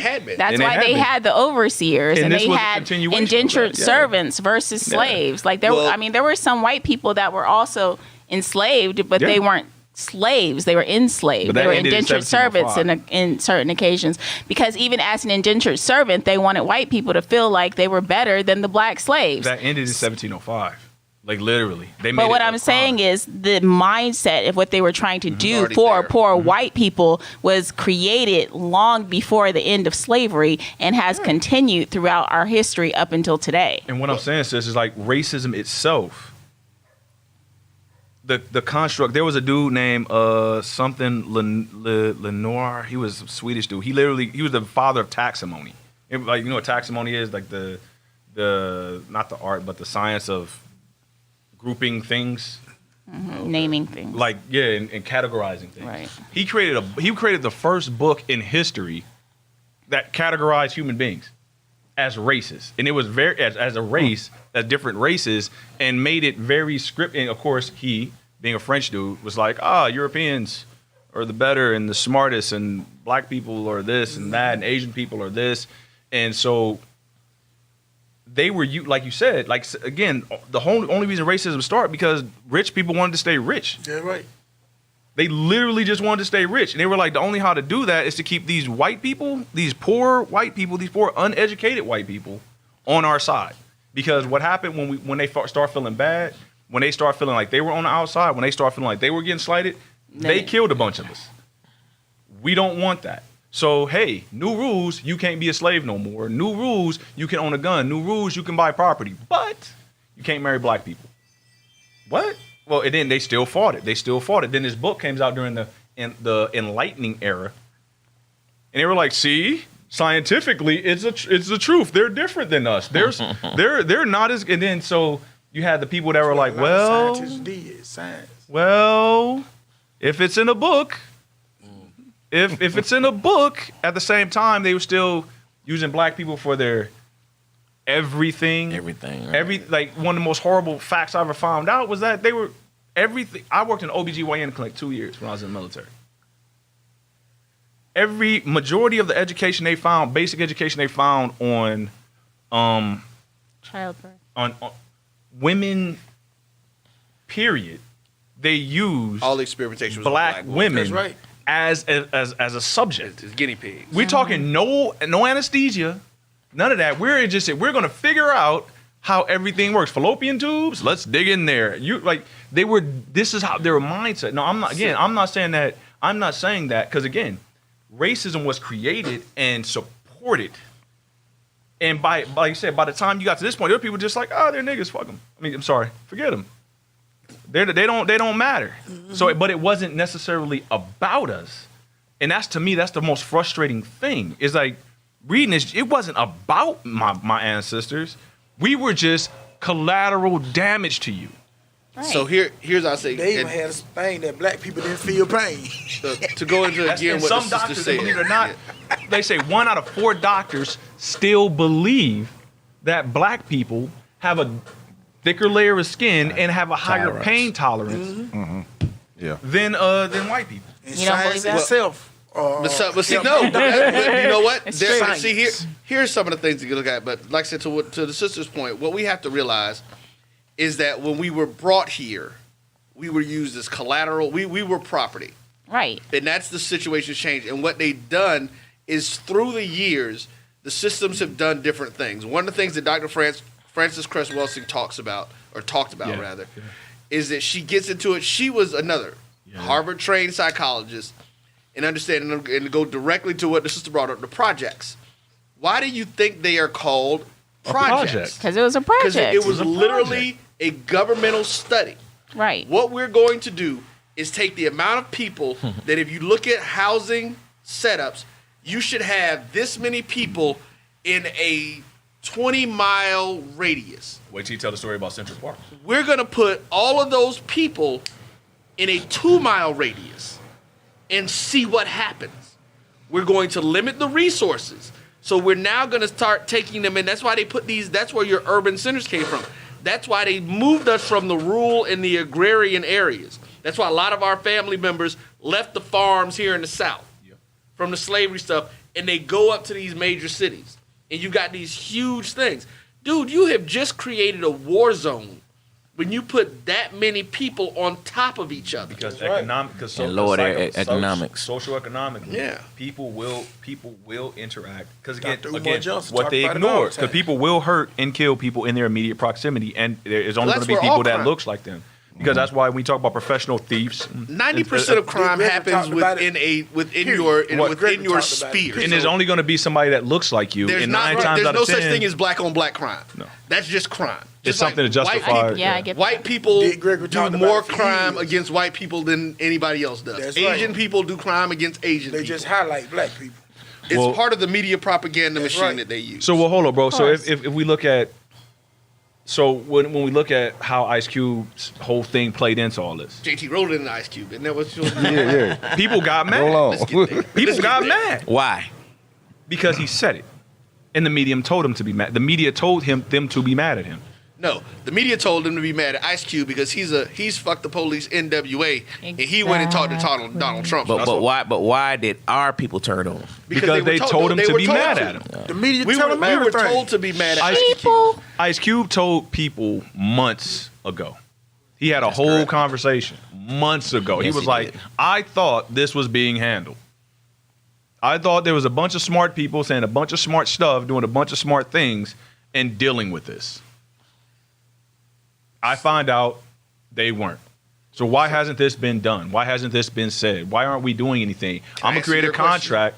I'm gonna base it on, and all he did was base it on literal statistical facts that can be measured, qualitative and quantitative information that can be measured, explained with great detail. And I don't feel personally like black people in America at any point should be Republican or Democrat, because I've read enough.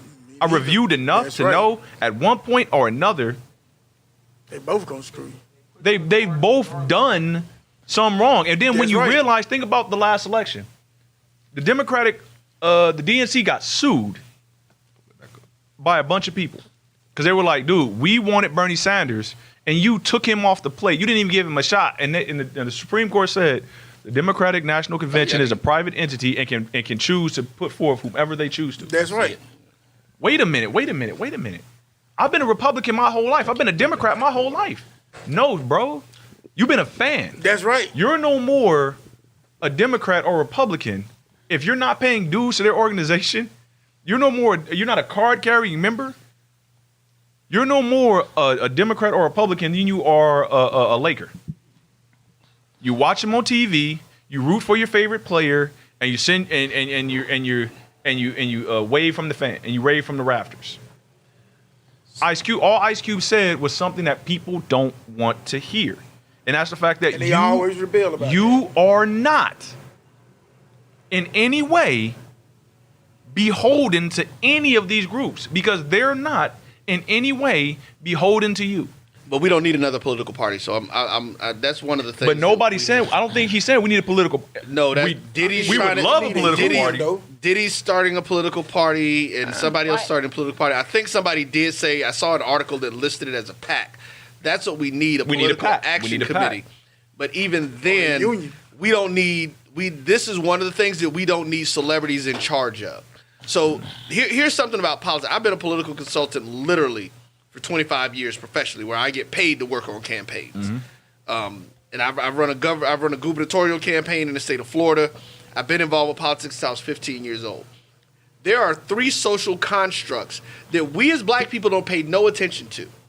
The reason that we don't is because we don't really understand the impact that they have on how politics works around us.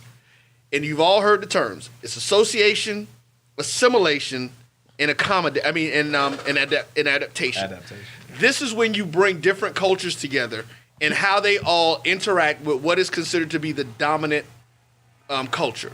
Right. What has happened in this country is every other group, Hispanics, Asians, Indians, or as far as those people from the Middle East, have all taken African principles Tell them of all the time. community building and used them because they all came in with the exact same idea.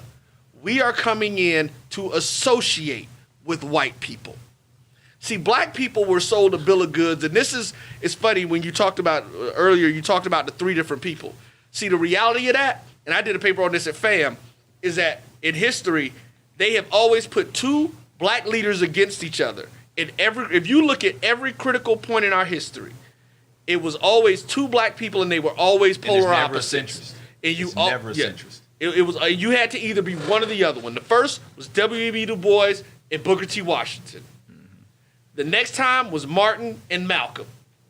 At the time I did the paper, it was Jesse and Farrakhan.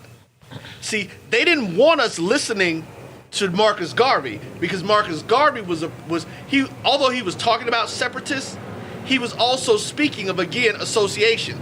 Here's the difference. Assimilation is when I want to be you.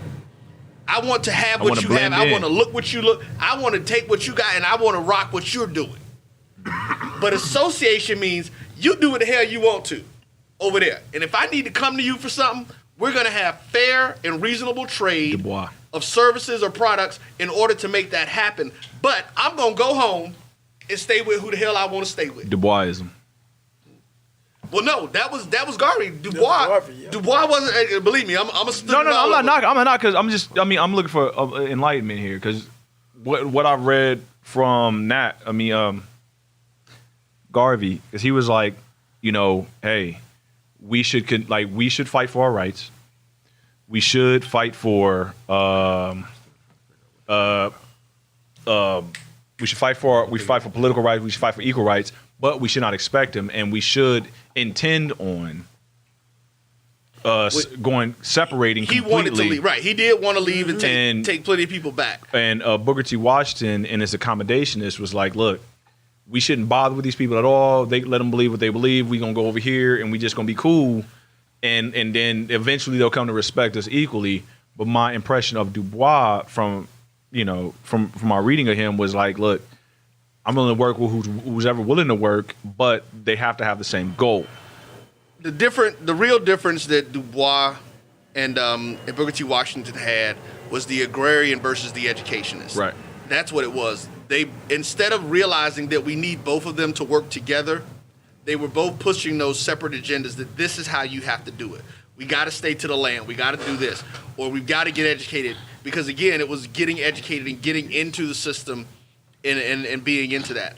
One of the things that your uncle said, and I hate to hear people say stuff like this, and I want to roll back to it, and again, to bring it back to Ice Cube. If you are an American and you paying taxes, damn it, you got every right to say whatever the hell you want to about this political process. Okay, that whole people going back and he doesn't have the he shouldn't be speaking for it. Why? Okay, I just read some of the contract. It's my first time, and I'm puzzled. What? First off, this is a lot, and for him to, for him to do this. He's been working on this and got his research in and everything. 22 entire pages. So just the part that I've read, I'm trying to figure out what's the uproar about. Because people haven't read it. Boom. This is what people heard. They didn't read it. I was paying very close attention to this because it irritated me for that people reason. Heard he went and talked to because Trump. They was That's all they heard. And he didn't talk to Trump. He talked to the Republican Party, who's running. He asked to talk to everybody. He talked to. He let it open to talk to everybody. Right. But the Democrats said, "Well, let's let the election go and then we'll talk with you." They say they'll the talk Republicans said, about "Well, let's talk to you now," and that's what they pissed about. He never talked to Trump directly. He only talked to the campaign. His people, right? And that's all they had to hear. That's all they had to hear, and they ran with it. And to me, as he should. I haven't seen anything in here yet that will make me. Here's one of the. That's not what they're mad about. Here's one of the crazy things about his plan that I've heard, and I haven't read the whole thing. I've looked through some of the parts of it, but the issue that people have is that, or the issue that people of his ilk have, and people who are looking at some of these other contracts, even what the Democrats are putting forward, is that it's not directly addressing black people. See, what's happened is everybody else has benefited more from the civil rights movement than black people. Gays have, white women have. People of other cultures. That's right.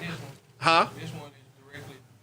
Yeah. No, that's what I'm saying. There's never been one piece of legislation in the history of America that was written toward black people except American for descendants of slavery. I say it all the time. People don't the believe that. 13th Amendment. Well, the 13th Amendment was about slaves. That's right. Yeah. And even then, it was like, except for people that are going to jail. And then shortly after that, they transferred what slavery is. That's all they did. Exactly. They mutated the Gave whole you a little situation. more room to We're operate a in. capitalistic society. They were like, whoa. To free labor. Like, to me, the first, it's funny to me, like, the first Black Lives Matter conversation was during the Constitution. It was like, somebody was like, hey, the whole 3/5 compromise. They were like, hey, black people are a thing. They're like, not so much. Right. Well, how much of a thing? I think they're a thing. Nah, maybe 50% of a thing. No, not that much. Nah. Too much. That's too much. That's too much. Right. And so, and it just mutated. Because, again, when we get to the, like you said, like, the 13th Amendment, it was like, hey, no slaves. Cool. Except... if you break a law. And then they start creating Not laws. That's right. Right, exactly. The prison system didn't even really exist It did like not. that until after the Sign of about that. Emancipation Proclamation. Actually, the prison cookie system jar and the monetary system were both created This is dope. after Talk to It's them. deep. the end of slavery. This thing is Relevant. There's Very so much, relevant. There's so much that they don't. Like I said, this is again about propaganda. You know, like I said, why at 17 years old, I decided to start the Jericho Broadcast Networks because I realized the impact that telling people and controlling the story had on what people believed. Because we look at things from the lenses that we are given. Yep. And the problem that we've had as black people is that we've never been in control of the lenses. Right. Everybody else, even when we go back from the 60s, and I tell people this all the time, I said we have not had a legitimate black media conglomerate of networks in this country since the mid-60s. When we had black radio stations across the country that could tell you if something happened. Like, I mean, I remember stories of people saying something happened in Chicago at like 5 o'clock or say 3 o'clock. Hell, by 3 o'clock in LA, everybody knew about it. By 2 o'clock in Miami, everybody knew about it. Why? Because these black people who own these radio stations were getting on the phone and telling people. Why do you think that we were having these riots across the country in places? Because black people were being informed by other black people. That's right. So they don't tell you. That's another part that they don't tell you. They want you to think that all these riots, all of these uprisings that we had as black people were happenstance at the same time. Have you ever heard of Powernomics? All coordinated. Have you heard of Claude Anderson? Yeah, Powernomics. Yeah, Dr. Claude Anderson. Everybody here heard of Dr. Claude Anderson? Yeah. Dr. Claude Anderson, what was he, economist? We call him an economist. Yeah, he's an economist. He wrote a book called Powernomics. And I've listened to him, some of his lectures and stuff. The dude, because he breaks it down, he says there's 5 elements that create a community. First is group economics.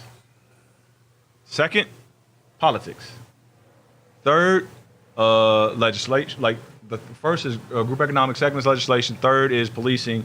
Fourth is media, and the fifth is school. Because in our country, and in most countries for that matter now, you don't have a dog in a fight if you don't have an economic base.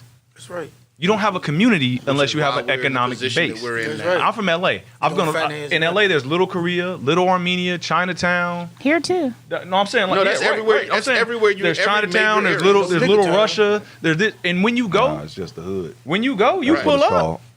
Like you like, dang, like there's no signs in English. Right. I mean, I was just up Buford Highway, Korea area. Yeah. There's not even yeah. police. You don't even Listen, see police on the America ain't got streets. the- Like America there's is no so segregated. there's no U.S. policing in those areas. So- America is so segregated. People think we are not we are segregated, but that's because people gravitate to people that they're comfortable with. And that's not necessarily a bad thing as long as the issue isn't my presence being me merely being present is a disruption. So, because again, like he's like, the first thing you need to do is have an economic base, because when you have economic base, politicians, they listen. Because one thing politicians want is money. Umar Johnson been preaching. They that want for votes years. and they want money. Big Gregory been Black preaching people it for represent years. $1.3 trillion in America. economic base of 1.3. Do you? No. Make sure you get that correct. I'm we sorry? are not an economic base We're not. of 1.3 trillion. I'm sorry. We're a consumer base. Our economic potential base is 1.3 trillion. We are a consumer base. But see, here's what bothers me about the Ice Cube plan. All right, like Monk said, he don't feel like Cube was the person to present it. Whether that's right or wrong, you can argue, right? My issue with it was, and go back to the beginning topic of the failure of the black church, is because once he put it out there, why was there not a rally of the black people, of the black churches, of these so-called black leaders to say, okay, this plan is pretty good. This plan, because I've been saying, what have I been saying from day one? Hey, man, if you could put all these mega church pastors together. One of the most prominent. We got the ears of the world. Hold. Like I said, you got the ears of the world right now. If you take the T.D. Jakes, the Creflos, you take all of them and you put them together. JT Lowe. This is what he said. If you do that, people are going to actually listen. And JT Lowe, let me ask you a question. If you don't forget, who went to see Trump?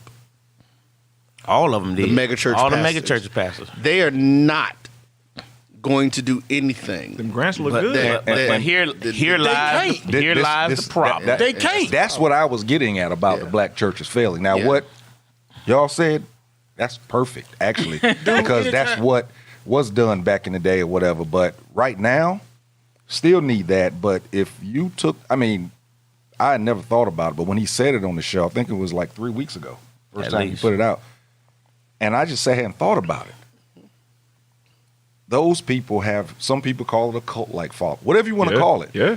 When they speak, People listen. their people listen. Well, and it's not cult-like. It is a cult. Well, think about this, bro. Like, let's get real. So He if is you trying can not get to be them to offensive. Yeah, no, I'll do if he can, I'll if be you offensive. get them speaking, what do we have? Let me see if I can get Yeah. something.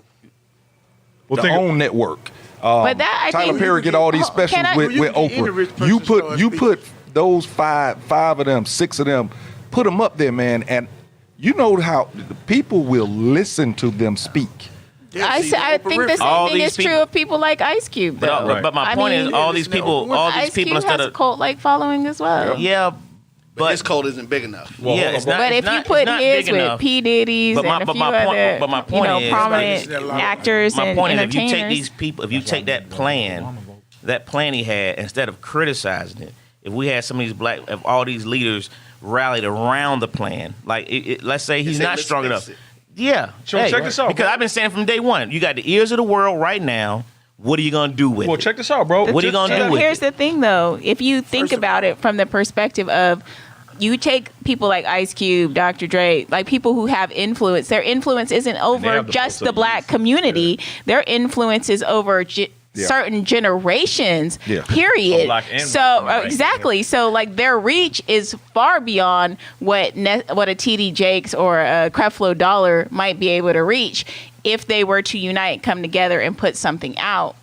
And all be on the same page. So I don't think that Ice Cube is necessarily the wrong person to put out the information. I think he's the right person. Whether he's the right or wrong person is not my point. Not to cut you off, but whether he's the right or wrong person, not the point. The point is, why didn't these people rally behind it? And that's Because what- and say, Hold on, bro. hey, let's get together. Let's take this plan he had and let's meet. Look, Instead of him having to defend himself, he's having to literally defend himself. He just said because it wasn't their idea. Hear what I'm saying. That's Hear what I'm sad. saying. Hear me out on this. Go ahead. I got a few things. One, Louis Farrakhan has always been on the front line of black representation, unapologetic. That's right. When what's my man name? The dude with the perm. What's his name? Al Sharpton. Al Oh, yeah, Sharpton. When Al Sharpton was at peak Al Sharpton, that was Al Sharpton. When Jesse Jackson was just past the everybody's like, hey, why didn't you get shot with him conversation? Right. That was him. Martin Luther King. When Martin Luther King was at the prime of Martin Luther King, people hated him. Malcolm, again, like you said, to the point earlier, people have romanticized. That's correct. And put these rose-colored glasses over the acceptance. Well, they did the same thing to Jesus. Well, and they did the same thing. They put these rose-colored glasses over these political rebels. at the end when they can decide to narrate how the story went. Right. Like, none of these people were ideal. Like, who's this black guy getting up here talking this thing with all these people? And who's this, even, again, going back as far as, what's the man's name? Again, when we talk about John Brown. John Brown. People were like, who is this dude? And who is he with the big mouth? They killed him too. Yep. John Brown, the body issue, molded but like in you the said, grave. the issue is we live in a society where politics matter more than reality. It matters more because, like you said, when you read this document, you say to yourself, wow, yo, this is poignant. Yo, this is valuable. Yeah. And even the concept, and let's talk about the concept of what you said earlier when you're talking about people who associate with we didn't create black. We did not create the term black. And black is not a nationality. It's a designation. So if you're Cuban, That's a nationality. if you're Cuban, that's a nationality. But if you're dark-skinned Cuban in America, You're black. you're black. But that's the If thing. you're Puerto Rican, black if and you're white Haitian- only exist in America. And specifically in the United States of America, every other nationality You were is just that. designated by their nationality. But If you go to Canada, they're Canadians, whether they're black or white, they're Canadians. In Mexico, black or white, light skin, whatever, they're Mexican. Only in the United States are black and white considered different from the nationality Check this out, sis. designation of the United States. Even South America, they consider themselves American, and based on what country in South America, they're also designated by their country and their continent. So Europeans, you have the French, you have the Italian, they're all European. There's not a white or black. It's just if you're French, if you're Italian, if you're Irish, whatever your story. case may be. Quick story. My wife is a doctor, right? Not a medical doctor. She has a doctor degree, and she works for a college. One of her associates is Lebanese. She got to America and was like, "What's this black white thing?" I didn't know when I got here what that was about, because in Lebanon, you're just Lebanese, and like Right. when you're born, it's not a check on the birth certificate or nothing. We just assume you're born here. I mean, when you You're leave this Lebanese. country, you're just American. Okay, so look, it's a couple of things I want to kind of unpack on it. The first one, I'm gonna go back to Angelo's question of why did these people not rally around him, and him being Ice Cube, as opposed to doing what they're doing. The reality of what we have to remember is that these mega churches, these mega celebrities, are all bought and paid for. Talk about it. I mean, That's it. let's get real. Their wealth and fame were given to them by someone to move forward and to gain the things that they had. Because of that, they cannot do anything that is ultimately going to upset not the racial card, The power structure. but the economic base of the top 4, 5, 3%, whatever you want to call it. So I heard you say that they can't. They won't. No, No, they can't. no. Wait. Hold up. You can. He's right. Exactly. You can. But here's what's happening. So don't say that you can't, because Prince is an example you of that. can, Yes. And and Michael you may Jackson. lose something not before Michael, it, but Prince is. but you still can do it. And JT, that's what I was about to say. You're absolutely right. But see, that's the problem. You can't give somebody they pick the right ones, because believe me, they pick these people as you move through the process of looking at when these different folks came up and when these different celebrities came up. Yeah. See, this is one of the things that people forget about Ice Cube. Even during that time, NWA was at the height of the gangster rap movement that helped push the crime rate, so to speak. It wasn't gangster rap through- when they did it. No, yes, it was. It wasn't considered gangster rap until after they did it. No, they did. Cause see, I'm gonna tell you, this is you gotta look at the totality. How old are you? 37. Okay, so you still young. You see, you got a little bit of living history to go through. Cause see, I'm from South Florida, Miami-Dade County, Palm Beach. See, it all started with the freedom of speech and them being able to do what they wanted to do with Uncle Luke. That's right. And Luke going in and making the determination of changing That that was insane. the music. Because see, even during that time, Luke was one of the first people that says it's a parent's job to dictate what their children listen to. Right. Because he said, my kids don't listen to my music. That's my job. Right. So he made most of his music for adults. A lot of people don't realize, man. I remember hearing "Throw the D." Because he created the parent advisory sticker. Well, Right. Well, they created for his music. Throw the D was the first version of Throw the Dick that I ever heard. That's right. They used to, Two Live Crew used to come to the skating ring in Palm Beach, man. We know, so they know they with kids and they know what they're doing with that kind of stuff. What happened is they started realizing the impact that hip hop and the bass music were having on the community. And they were doing a lot of positive things. Because we damn sure went from self-destruction right into bitch better have my money. Facts. But again, We that started- has a lot to do with the crack epidemic. No, hold up. See that's another part of the misnomer that we're dealing with because it's a part of the programming and the projects that they did with us. We have to understand that when they started doing that, they started realizing how this music has always impacted people. That's right. Right. It has always been a quote unquote mind control tool. People That's just a don't whole realize nother it. subject. So as we That's a start whole putting nother these thing. black Martin kids out there against each other, we started doing things to pit people against each other in our music. We started looking at music and the hip hop. Who says it? KRS One. KRS says hip hop turned to rap. That's what they started doing. That's why it was called gangster rap. It went from a culture to a product. Right, and they started utilizing that. That was one of the things. I've always been an Ice Cube fan. I was never an NWA fan. But to his point, it didn't become gangster rap until after they did it. When they did it, they were just doing hip. They were commenting on the community and the things that were going on, just like every other hip hop artist. To me, no, they weren't. I'm telling you. Hold on. Let me tell you. You didn't grow up in their community. Hold on. Hold on. Because again, I'm talking about some personal situations and stories that I've got. But wait. Hold on. We talking about gangster rap and all that. Man, have y'all read this thing? Yes, bro. I read it. Hey, this shit y'all listen. This shit y'all talking about ain't got nothing to do. Hey, I'm not a big political dude or whatever. I do these forums so I can learn. And I'm gonna tell you something. I don't give a damn if it was Ice Trey. Talk to him. It could have been Reggie Sanders. Whoever did this thing makes a lot of sense. It makes all the sense. So basically what it comes down to is that we've always asked about leaders. We don't have Ice Cube putting this out is going to affect him. You think this not going to affect some of his money? Of course. But he did it. So these other people out here saying that they won't do it or no, yeah, they won't do it. But they can't do it. That's bull. No, they can't because they got money in the bank, so they could do this and still live pretty damn good. So you know what's the funniest thing? Yes, they can. They would lose everything. No. If I got my money in the bank, how you gonna take my C3? You No, bro. You're talking one at a time, gentlemen. He's talking about the churches. He's Hold not up. talking about churches. Hey, He's talking about our celebrities. Even with the and our churches, people and our listen athletes. Even with the churches, Listen here. BS. They got money. BS. No, listen. Damn a 501c. Them evangelicals They don't speaking look, loud and clear. Listen to me. Them white evangelicals speaking The loud and money clear. that They ain't they- stop talking. Hey, man, they ain't that's stop right. talking. They ain't stop talking. One at a They time. calling Trump all kinds of great things. Oh, that's BS. Do not sit here and say that they can't do it because they can do it. there's folks out there doing it. It's just the black ones are not doing it. Period. Period. Like that. What did you say about being sold? What's your statement? Blacks are the only race for sale. We Hey, bro, still hold for on, hold sale. on. Not And the that's only it. race for Our sale.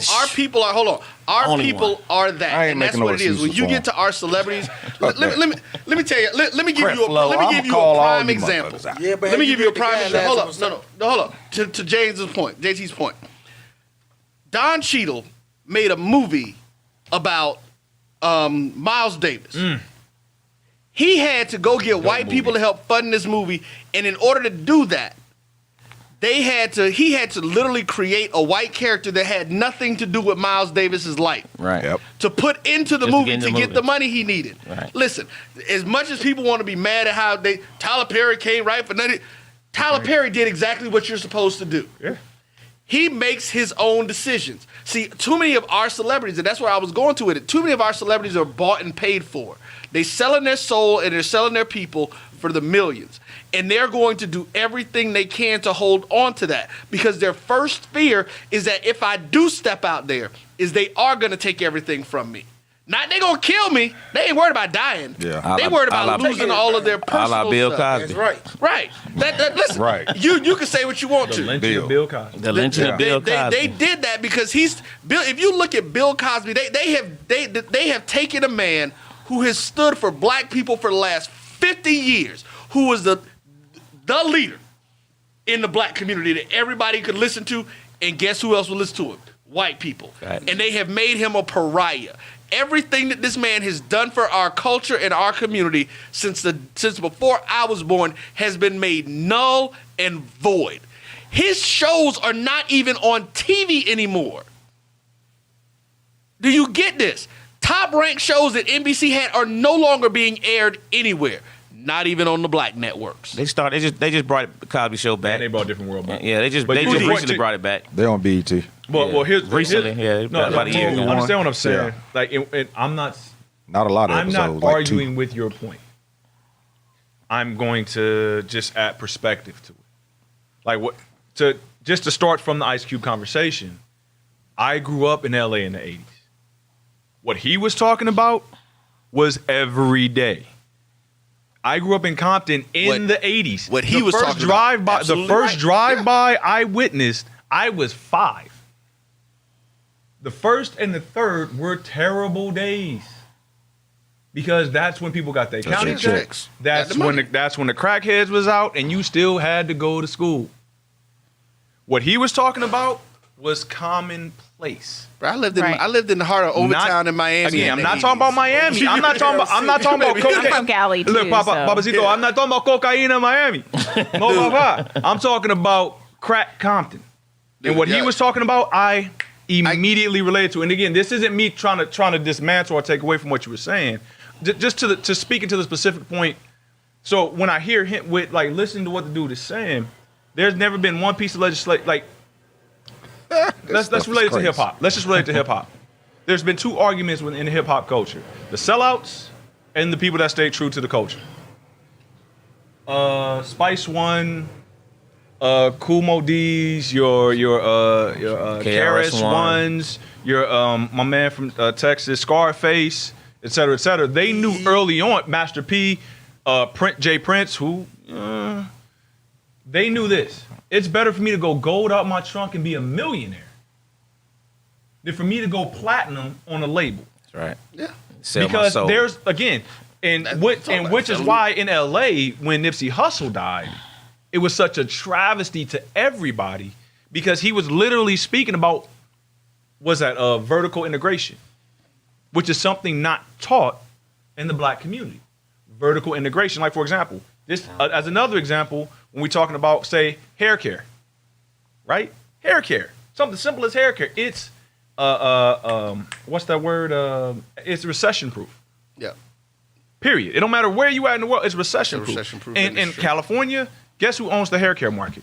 They own it everywhere. It's not. No, but how they took it, how they owned it, they literally a bunch of these people got together, they bought a warehouse. They purchased things from China. From Korea and China, and they send it there. And they have somebody who goes around and is the distro, right? And they don't let black people in. Here it is. Do you know what? Everybody here know what the Naira is, right? That's the Nigerian currency. Guess what the currency for Nigeria is to American dollar? Like 300 to 1. You think they don't have hair in Nigeria? Why? Again, because we aren't taught, we're not connected to the concept of Pan-Africanism. We are built in this country. Black people are built and bred to be consumers. We're convinced that we're Americans, but the country. But 1968, what is it called? The Civil Rights Act of 1968. It's still an act. It's not a law. That's right. Barack Obama's in that Congress and all that Barack Obama, they pushed it out for 25 years.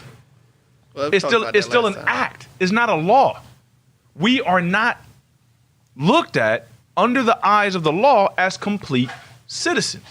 But we're taught that we're complete citizens. We behave like we're complete citizens when the concept that is, like you said earlier, Pan-Africanism, the idea, we're taught that you're black, but they tell the Cubans here, Puerto Ricans here, and even the Nigerians and the Ghanaians and everybody else that come here looking as dark as me, including the Mexicans that look as dark as me, that you're not black. Right.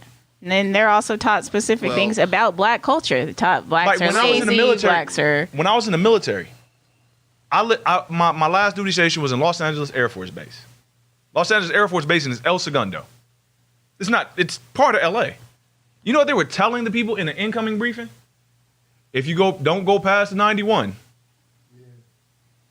Don't go past the 91 freeway because it's bad over there. I grew up in South Central. I'm like, dude, what the hell are they talking about? Dude, that's the best food over there. It's the Roscoe's right there. So over there, they're like, whoa. But this is the mentality.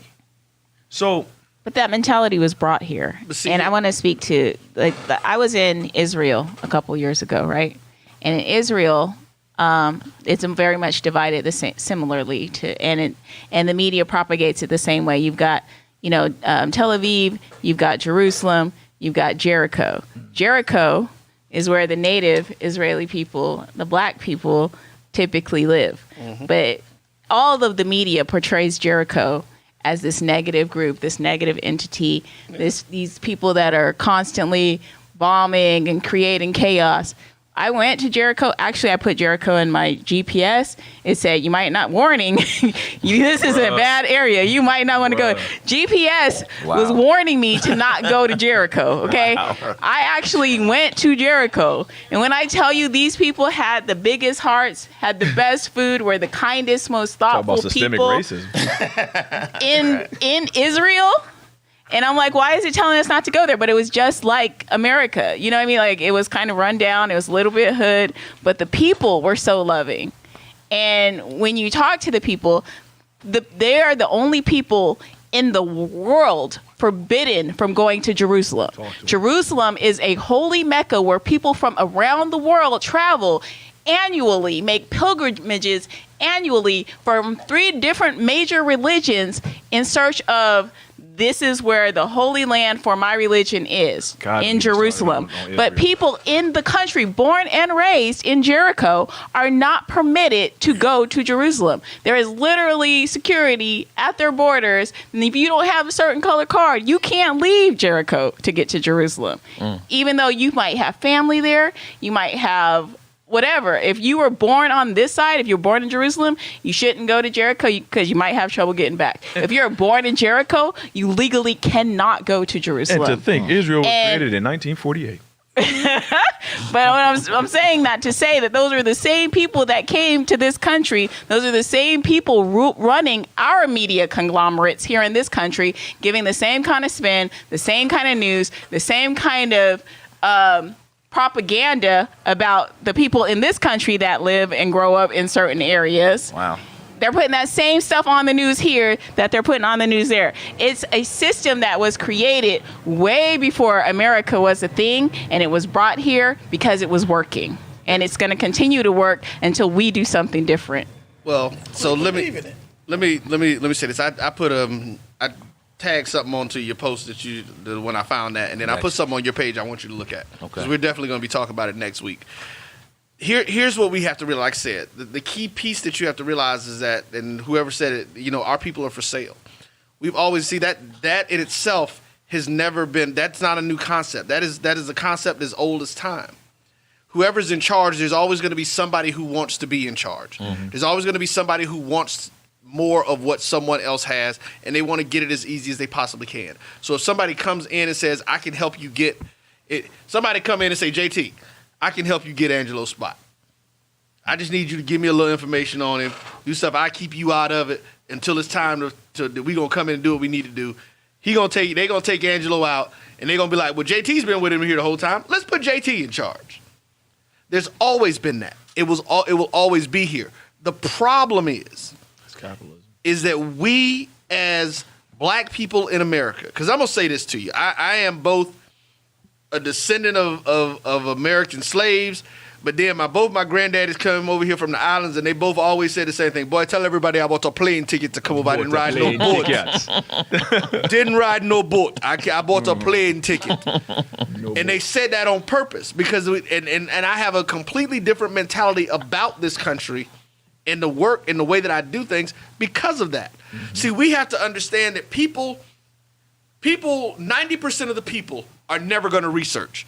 That's why everybody's mad at Q. Because like you said, they haven't read this. Right. Well, it's they have no clue of what's going on. When we look at this stuff, so if we hear somebody say something enough, this is why media is so important. Talk about W.B. Du Bois again. one of the things that he did, I learned this at 17 years old, changed my life. He was one of the founders of the Niagara movement, which later became the NAACP. Yep. Initially, he was secretary for like the first 4 terms. He was not the president. At the time they did his autobiography, he was not the president. And the guy asked him, he was like, you were the most educated person in this group. You were doing this. Why were you never the president? He said, as the president, I'm responsible for putting out fires. They bring me around for pomp and circumstance. They parade me out there to talk to bigwigs and make it look like we're doing something. He was secretary for 4 terms. He says, as secretary, I control what the people hear. Mm-hmm. I control what the people see. Mm-hmm. I control what the people know. Mm-hmm. So guess what? I control the people. I control the people. And at that moment, my company was born because it's like I started looking at how I was being treated in Miami. Right. I started looking at how white folks would look at me and deal with me just because of how I looked. I used to get designs cut in my head, had a little flat top. But hell, I was student government president. You're super fly. I'm the president of the Student Government Presidents Associations. I'm in charge of all the white kids who's student government president in Dade County. But they looking at me, clutching their purses. Woman, I don't want your purse. Yeah, my mama went to college. She got a job, damn it, you know. But we have to understand that we are so conditioned. And if you look at it, go through the process, the people we're talking about. That's why I said I've never been an NWA fan, but I was a fan of Cube. I met Eazy-E and DJ Yella at the Summerfest down in Miami that they used to do down at Bayside. Mm-hmm. They walked into my Burger King that I was working at, mad because they ain't had no music to play. And he heard me talking. He's like, hey, man, here, check this out. Now, I'm listening to it. I don't know if it was We Want Easy or whatever. It was whatever the first single was off his album. Yeah, We Want Easy. And I'm sitting up here listening to this and looking at this dude that's talking to me. When this dude was more Carlton than Carlton was. And I'm talking about Eazy-E. Right. So I don't know Eazy. I don't know Dre. But the one thing, like, I've never heard anybody ever, one of the things that I've always heard, and again, this is why I've always been a fan of Cube. Cube never talked about being a gangster. See, gangsters, and when y'all talk about gangster rap, that's why I said it was what it was when it first started. And I think, to me, that's why I honestly believe that was one of the primary reasons he left the group. Because, see, Cube, both his parents were educated. Right. You knew that from day one. They talked about the fact that Dre and all these people, nigga, Dre was not no thug, nigga. He was in the world-class wrecking crew. Right. That's what we're saying. That's why we're saying it wasn't gangster rap. Gangster rap. Well, no, because but here, history lesson. This is my point to this. That's why I said, see, people don't remember all those aspects of this part of that with Cube. They don't remember that Cube has never purported to be a gangster. He has never purported to be these thugs. He did talk about what the life was like. Right. So to tell me that a man whose both his parents are educated, he is well read, he may not have a damn college degree. He does. But well, see, I didn't know that. But he's well read. You don't have to. A college degree doesn't mean that you're smart. It means that you've learned to take a damn test, and that you can understand stuff from people. But they don't want to. Like I said, they don't want to read this because now Cube has done what? Cube has stepped away from the narrative of what they want you to believe he is. Right. But Cube has never accepted a narrative. At best. And that's kind of But like you said, back to the. But see, no, but that's the point going. Like I said, I'm going to get back to what JT said about this plan, right. And what Angelo's asking of why we aren't looking at them. People are not. We are not going to go there because they are our people who are in power, and whether we want them to be in power or not, the megachurch people are in power. Some of these celebrities, they're in power, but they are made by. And I hate to use him as an example, because I heard the interview that Nick Cannon did with your boy Professor Griff. Mm-hmm. I heard what he said. He didn't say anything that was historically inaccurate. Correct. This is what people are missing. Right. But he had to come back and apologize. Hell to the no. I didn't say anything that warranted an apology. Damn it, if you mad that you don't want me talking about slavery, well, you know what? Start teaching it. Stop lying to people that it didn't happen. Stop telling them that we were. textbooks in Texas, in the history textbooks in the state of Texas now say that that black people were migrant workers who came to the U.S. to do labor.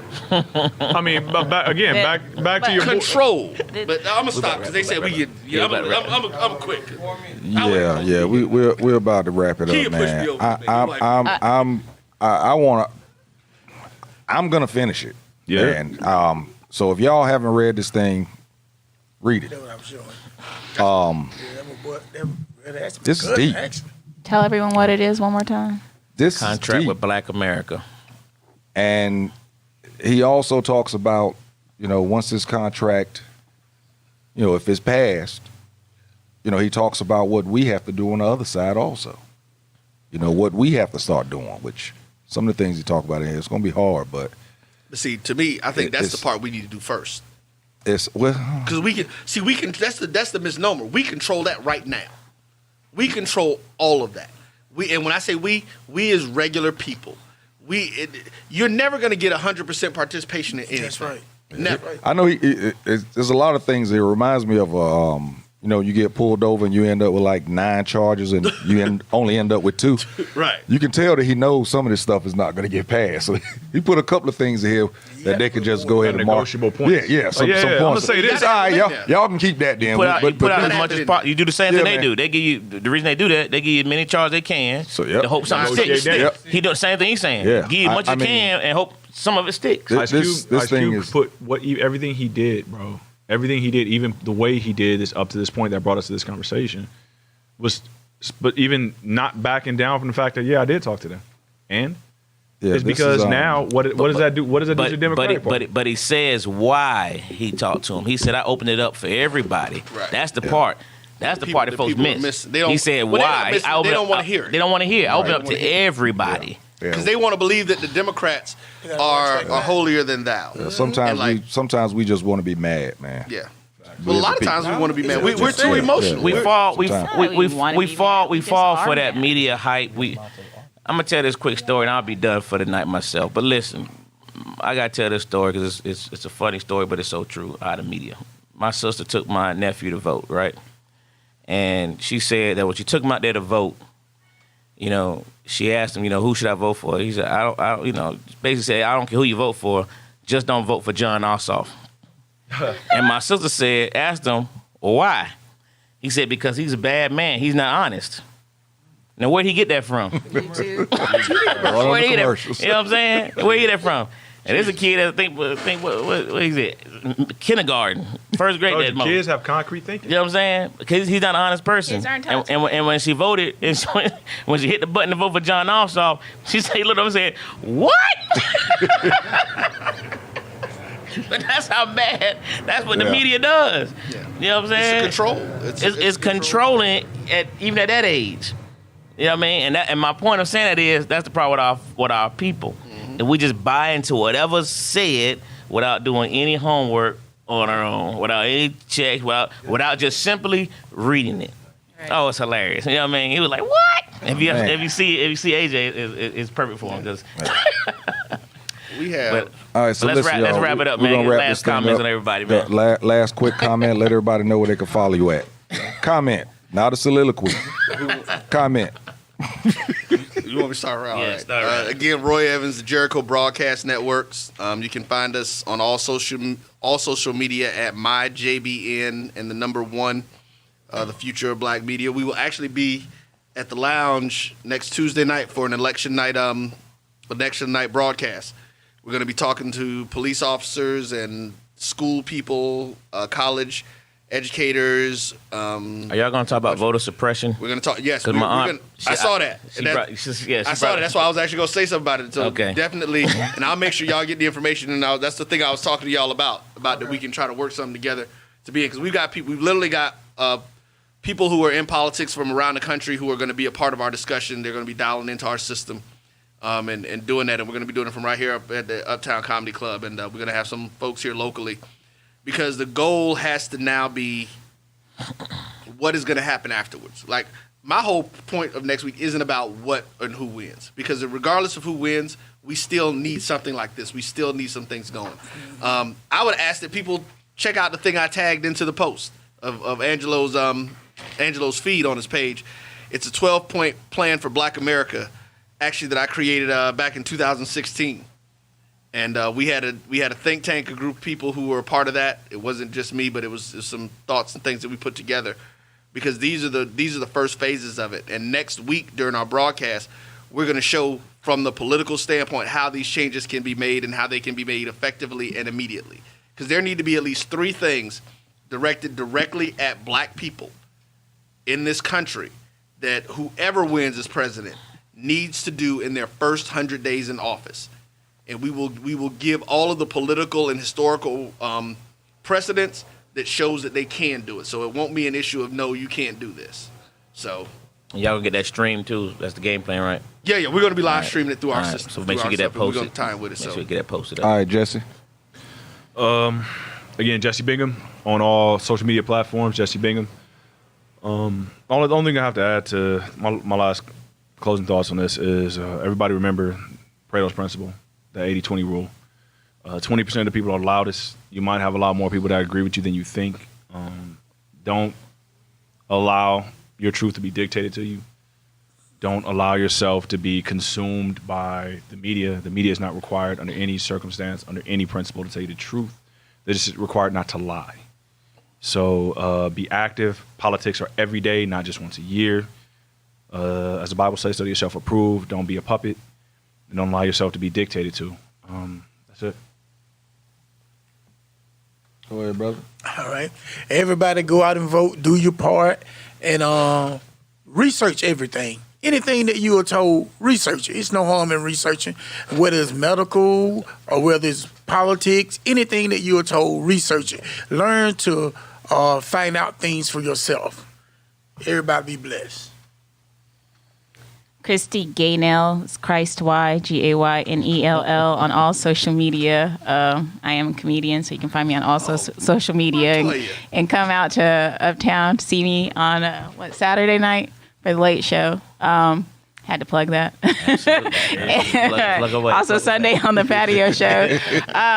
But no, I just want to encourage people to also read, research, and think for yourself.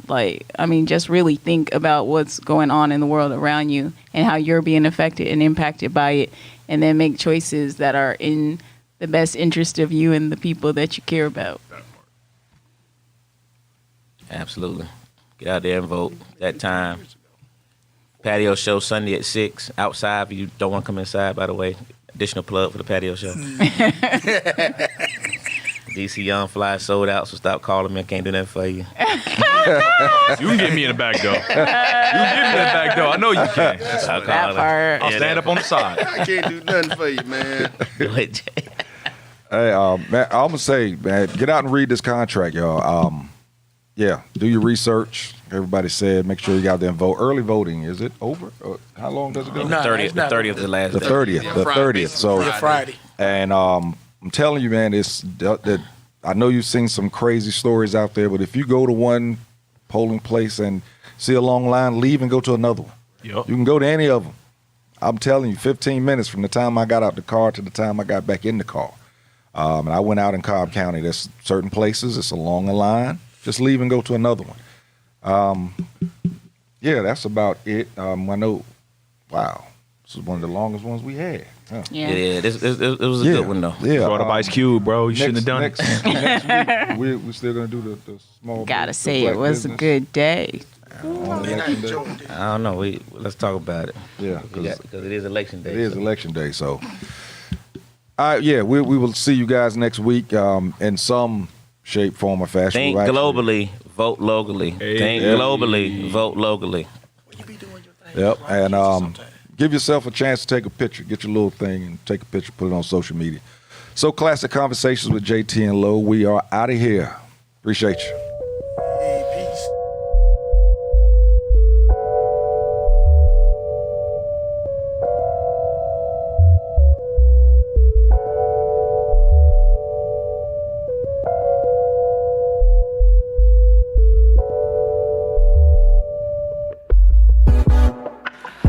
Can't wait to take a pic.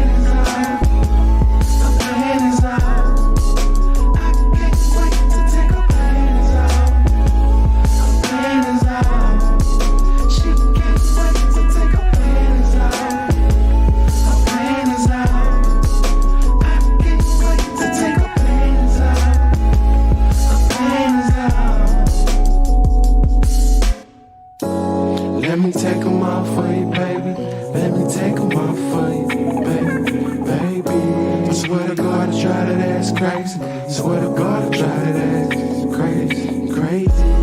Let me take them off for you, baby. Let me take them off for you, baby, baby. I swear to God, I tried it, that's crazy. Swear to God, I tried it, that's crazy, it's crazy. About the way you looking in that dress. Beauty so flawless, baby, it's no finesse. Can't even lie, girl, I must confess. Turning me on's what you do the best, yeah. I never know what you gon' do next. Your body is banging, baby, you're so blessed. No stress, no flex. I'm just ready to watch you undress, yeah. I can't wait to get you home tonight, girl, and tear that shit up. Then you over facing up below, what it feel like. I can't wait to sauce you up, so A1, tear that shit up. Girl, I tear that shit up, I tear that shit up, I can't wait to tear that shit up. My panties out. I can't wait to take her panties out. Her panties out. She can't wait to take her panties out. Her panties out. I can't wait to take her panties out. Her panties out. I can't wait to take her back to the crib, back to the crib. And you know I'm on my shit, candles get lit, and that's when I like the weed. She take a hit, and then she licking her lips, grabbing my dick. I put this dick in her ribs, dick on her lips. She get on top, swerving them hips, and that shit. She swallow kids, all of the kids. No shit, freaky as fuck, nasty as shit. I never knew this could exist. Won't tell a soul, I plead the fifth. There's no control, taking the risk. Never say no, that's how it is. I never knew this could exist. Won't tell a soul, I plead the fifth. There's no control, taking the risk. Never say no, that's how we live. I can't wait to get you home tonight, girl, and tear that shit up. Then you over facing up below, what it feel like. I can't wait to sauce you up, so A1, tear that shit up. Girl, I tear that shit up, I tear that shit up. Can't wait to tear that shit up. Her panties out. I can't wait to take her panties out. Her panties out. She can't wait to take her panties out. Her panties out. I can't wait to take her panties out. Her panties out. Let me take them off for you, baby. Let me take them off for you, baby, baby. I swear to God, I tried it, that's crazy. Swear to God, I tried it, that's crazy, crazy. Let me take them off for you, baby. Let me take them off for you, baby, baby. I swear to God, I tried it, that's crazy. Swear to God, I tried it, that's crazy, it's crazy.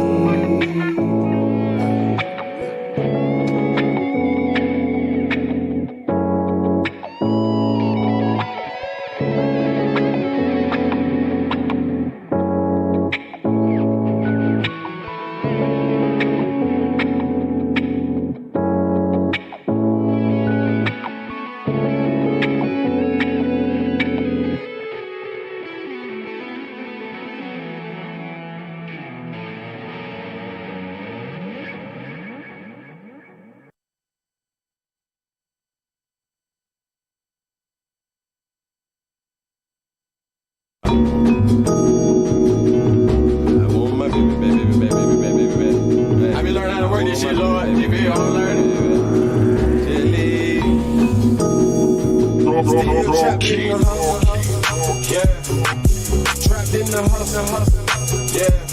Money is all on my mind. I ain't wasting no time. That's why I'm on my grind. Can't see it, you blind. Still trapped in the hustle, yeah. Trapped in the hustle, yeah. Money is all on my mind. I ain't wasting no time. That's why I'm on my my grind. Can't see it, you blind. I'm still trapped in the hustle. On my hustle, yeah. Hustle, hustle, hustle, yeah. On my hustle, yeah. Hustle, hustle, hustle, yeah. I'm on my hustle, yeah. Hustle, hustle, hustle, yeah. On my hustle, yeah. Hustle, hustle, hustle, yeah. Yeah. I'm still riding, bitch, I'm still riding. Skating through the city, bitch, I'm golden gliding. I'm still riding, yeah, I'm still riding. Quick to pull up like I'm Uber driving. I'm still grinding, yeah, I'm still grinding. Looking like a chandelier the way the nigga shining. Hey, for what you mean, man, for what you mean. Money dirty like the Sprite, you know what I lean. Yeah, trapped in the hustle, yeah. Money started on my mind, but I ain't wasting no time. That's why I'm on my grind, I can't see it, blind. I'm still trapped in the hustle, yeah. Trapped in the hustle, yeah.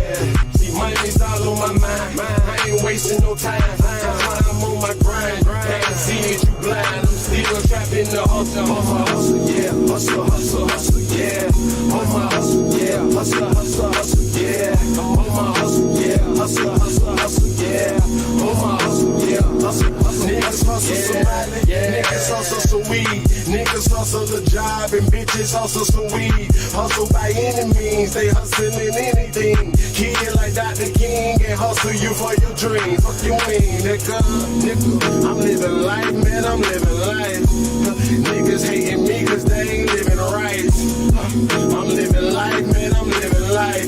I'm Mr. West with that money, I got my shit right. For what you saying, man, for what you saying. Cause I ain't listening unless you paying. For what you saying, man, for what you saying. Niggas dying, take a chance, Lord, that's why we praying. Amen, amen. Try to know. Amen.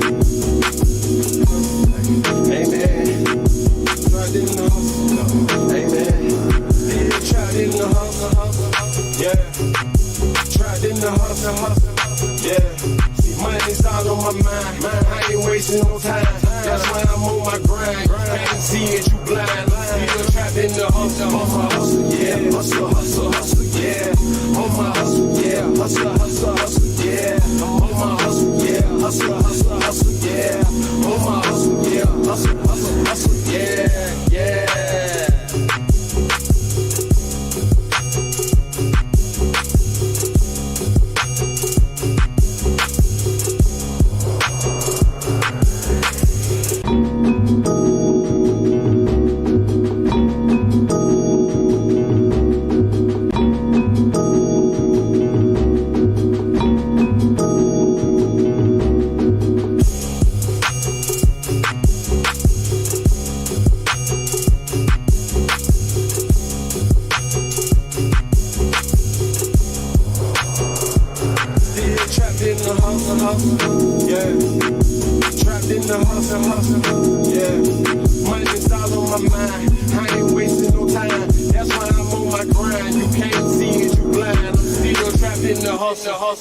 Yeah, trapped in the hustle, yeah.